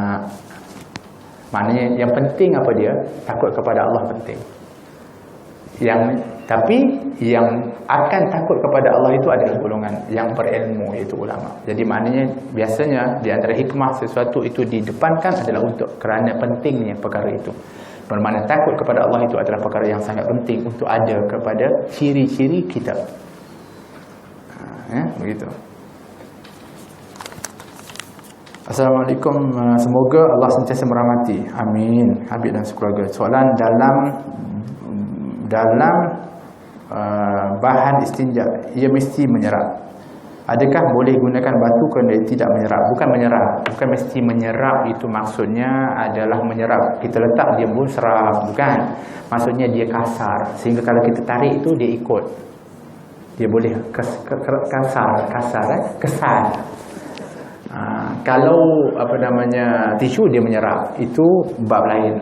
Yang ini kesat. Macam daun juga kesat. Dia tak serap, dia kesat. Yang itu ciri yang dibolehkan untuk alat untuk bertindak. Kalau dia tak, walaupun dia tidak menyerap, sebab dianya lawannya adalah licin. Lawan kepada kesat tadi adalah licin. Seperti saya kata tadi, guli digunakan, boleh? Tak boleh, sebab dia licin. Kita buat macam tu pun dia tetap juga tak pergi. Itu di antaranya. Dah, wallahu ta'ala a'lam. Tak ada kan? Ini ya, terakhir. Kalau kita basahkan tisu, kemudian kita sapukan ke tempat najis, adakah dibolehkan suci? Baik, kalau tisu, wet tissue tu kita gunakan, sebenarnya itu tidak menyucikan. Sebab kerana tisu itu kan tadi kita kata mesti kering. Kalau dibasah, wajib dibasuh dengan air. Biar memang saya tahu. Saya pun ada baby juga. Biasanya kan baby tu buang air, kita ambil tisu, kita sapu. Nah, tak, najisnya itu tetap najis. Tapi dianya tetap kita anggap bersih. Bersih itu maknanya bersihlah kita permukaannya. Nanti kita kena basuh kalau di tempat-tempat yang kita boleh basuh.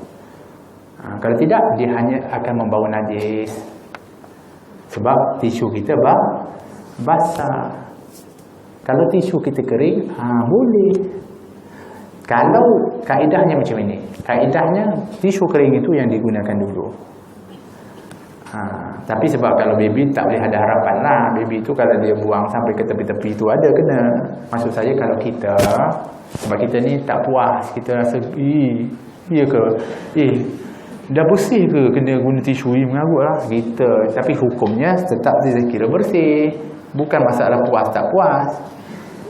Tapi kita ni tak, memang macam tu. Okey, macam kita gunakan tisu yang kering tu dulu 3, 5, 10, nak banyak sangat sampai habis betul. Kemudian kita kata ambil wet tisu tu. Jadi dah bersih betul lah ni. Wet tisu tu untuk kita nak melegakan. Sebab tak apa. Tapi jangan guna wet tisu dulu. Wet tisu dulu wajib kena air terus. Itu beza dia. Faham betul kan? Nah, bagaimana dengan menggunakan wet tisu? Itu samalah kaedahnya. Jadi itu di antara beberapa perkara yang mungkin kita kena renungkan. Baik, ini pengumuman penting bagi saya. Ianya adalah satu hadiah untuk kita bersama. Esok 23 Jun Khamis akan dipamerkan rambut Rasulullah SAW, rambut mulia Nabi SAW selepas solat tarawih di Dewan Solat Utama Masjid Negeri.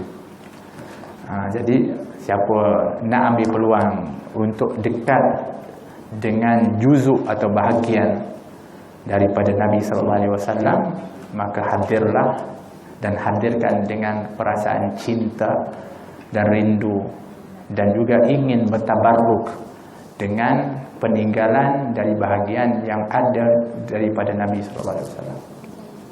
Dan ingat, saya nak ingatkan betul-betul, tabarruk itu adalah merupakan yang dibenarkan oleh syarak. Jangan sampai nanti ada orang kata, nak pergi mana? Ada pameran rambut Nabi. kami nak bertabaruk itu syirik. Ini perkataan orang yang dia semudahnya menuduh kepada orang. Tabaruk itu amalan nabi-nabi ya, bukan nabi saja, nabi dan Nabi Muhammad dan para sahabat Nabi Muhammad SAW, para tabi'in, para ulama salafun salih. Macam mana para nabi, kata para nabi juga bertabaruk? Macam mana Nabi Yusuf, Nabi Yaqub kan buta ketika mana kehilangan Nabi Yusuf, kemudian buta, kemudian setelah itu barulah dia menjadi gubernur di Mesir, menteri di Mesir, kemudian abang dia jumpa balik, kemudian nak dipulang balik ke Palestin, ayah dia buta, dia dikirim apa? Kamisnya. Kata dia apa? Kamu campakkan komisi komisku ini ke wajah Nabi Yaqub, ayahku, maka dia akan dapat melihat balik. Kan itu barakah tu. Bukan barakah. Macam mana bukan barakah? Baju ada banyak lain, yang lain itu ada. Pakai baju lain lah. Boleh? Tak, baju Yusuf juga. Satu. Begitu juga tabut. Ketika Talut itu dilantik untuk dijadikan sebagai raja kepada Bani Israel, Bani Israel tak nak setuju. Ini orang miskin nak jadi raja. Macam mana?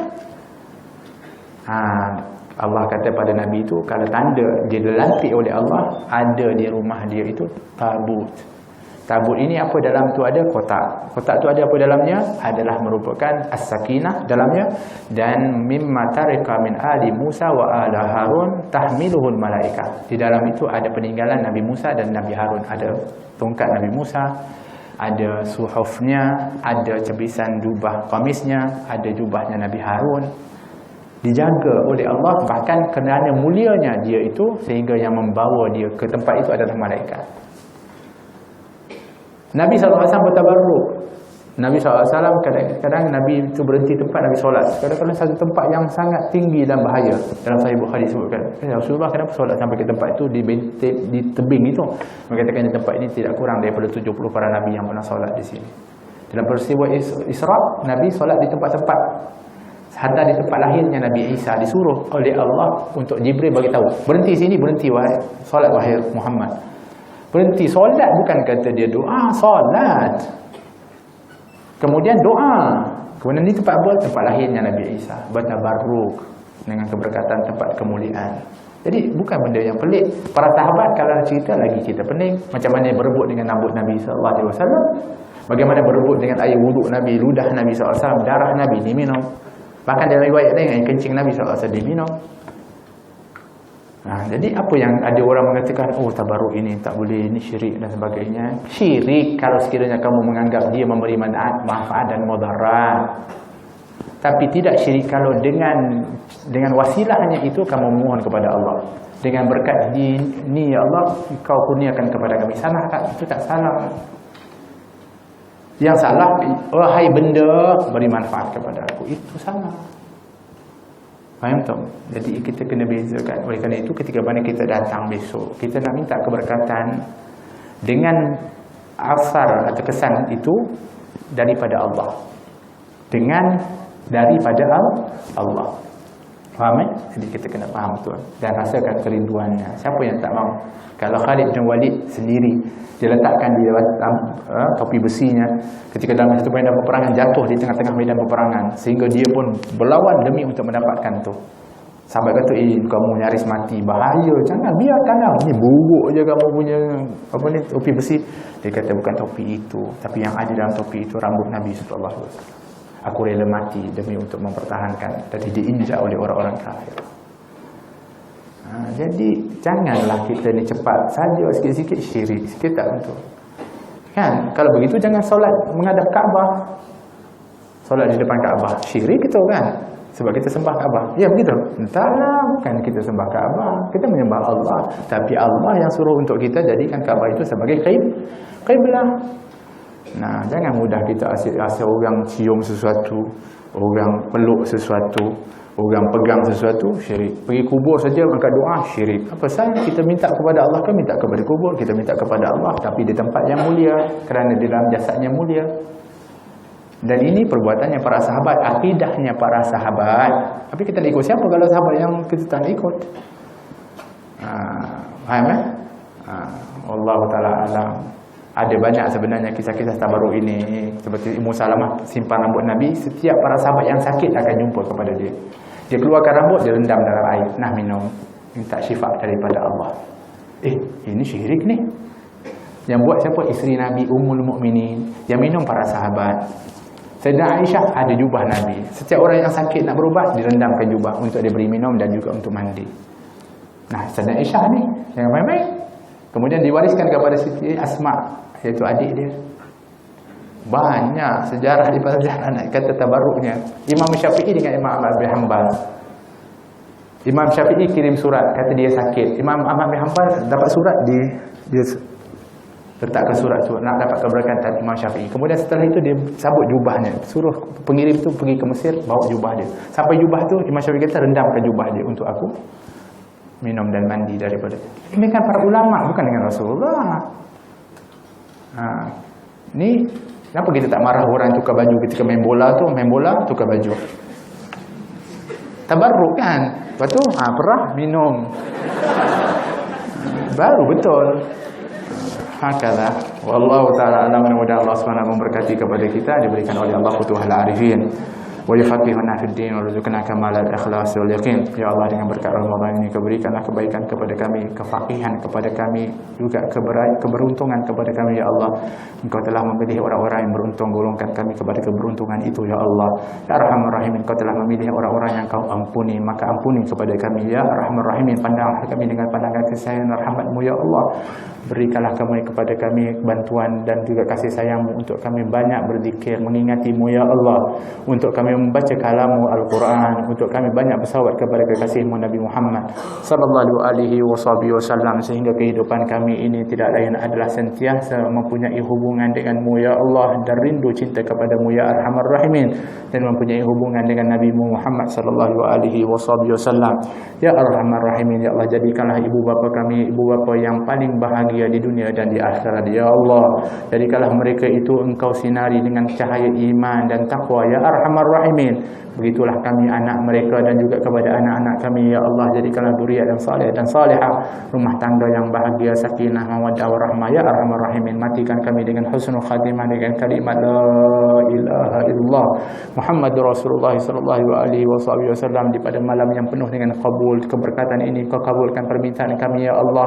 Mahsyarkan kami nanti ya Allah dengan Nabi Muhammad sallallahu alaihi wasallam untuk dapat kami minum dari telapak tangan Nabi Muhammad sallallahu alaihi wasallam di telaga haudnya ya Allah, untuk kami selamat daripada hisab dan selamat daripada sirat, sehingga kami dikumpulkan bersama-sama nanti ya Allah dengan Nabi Muhammad di dalam syurga Firdausul A'la ya rabbal alamin. Allahumma hdina bihudak wa ja'alna mimman yasari'u fi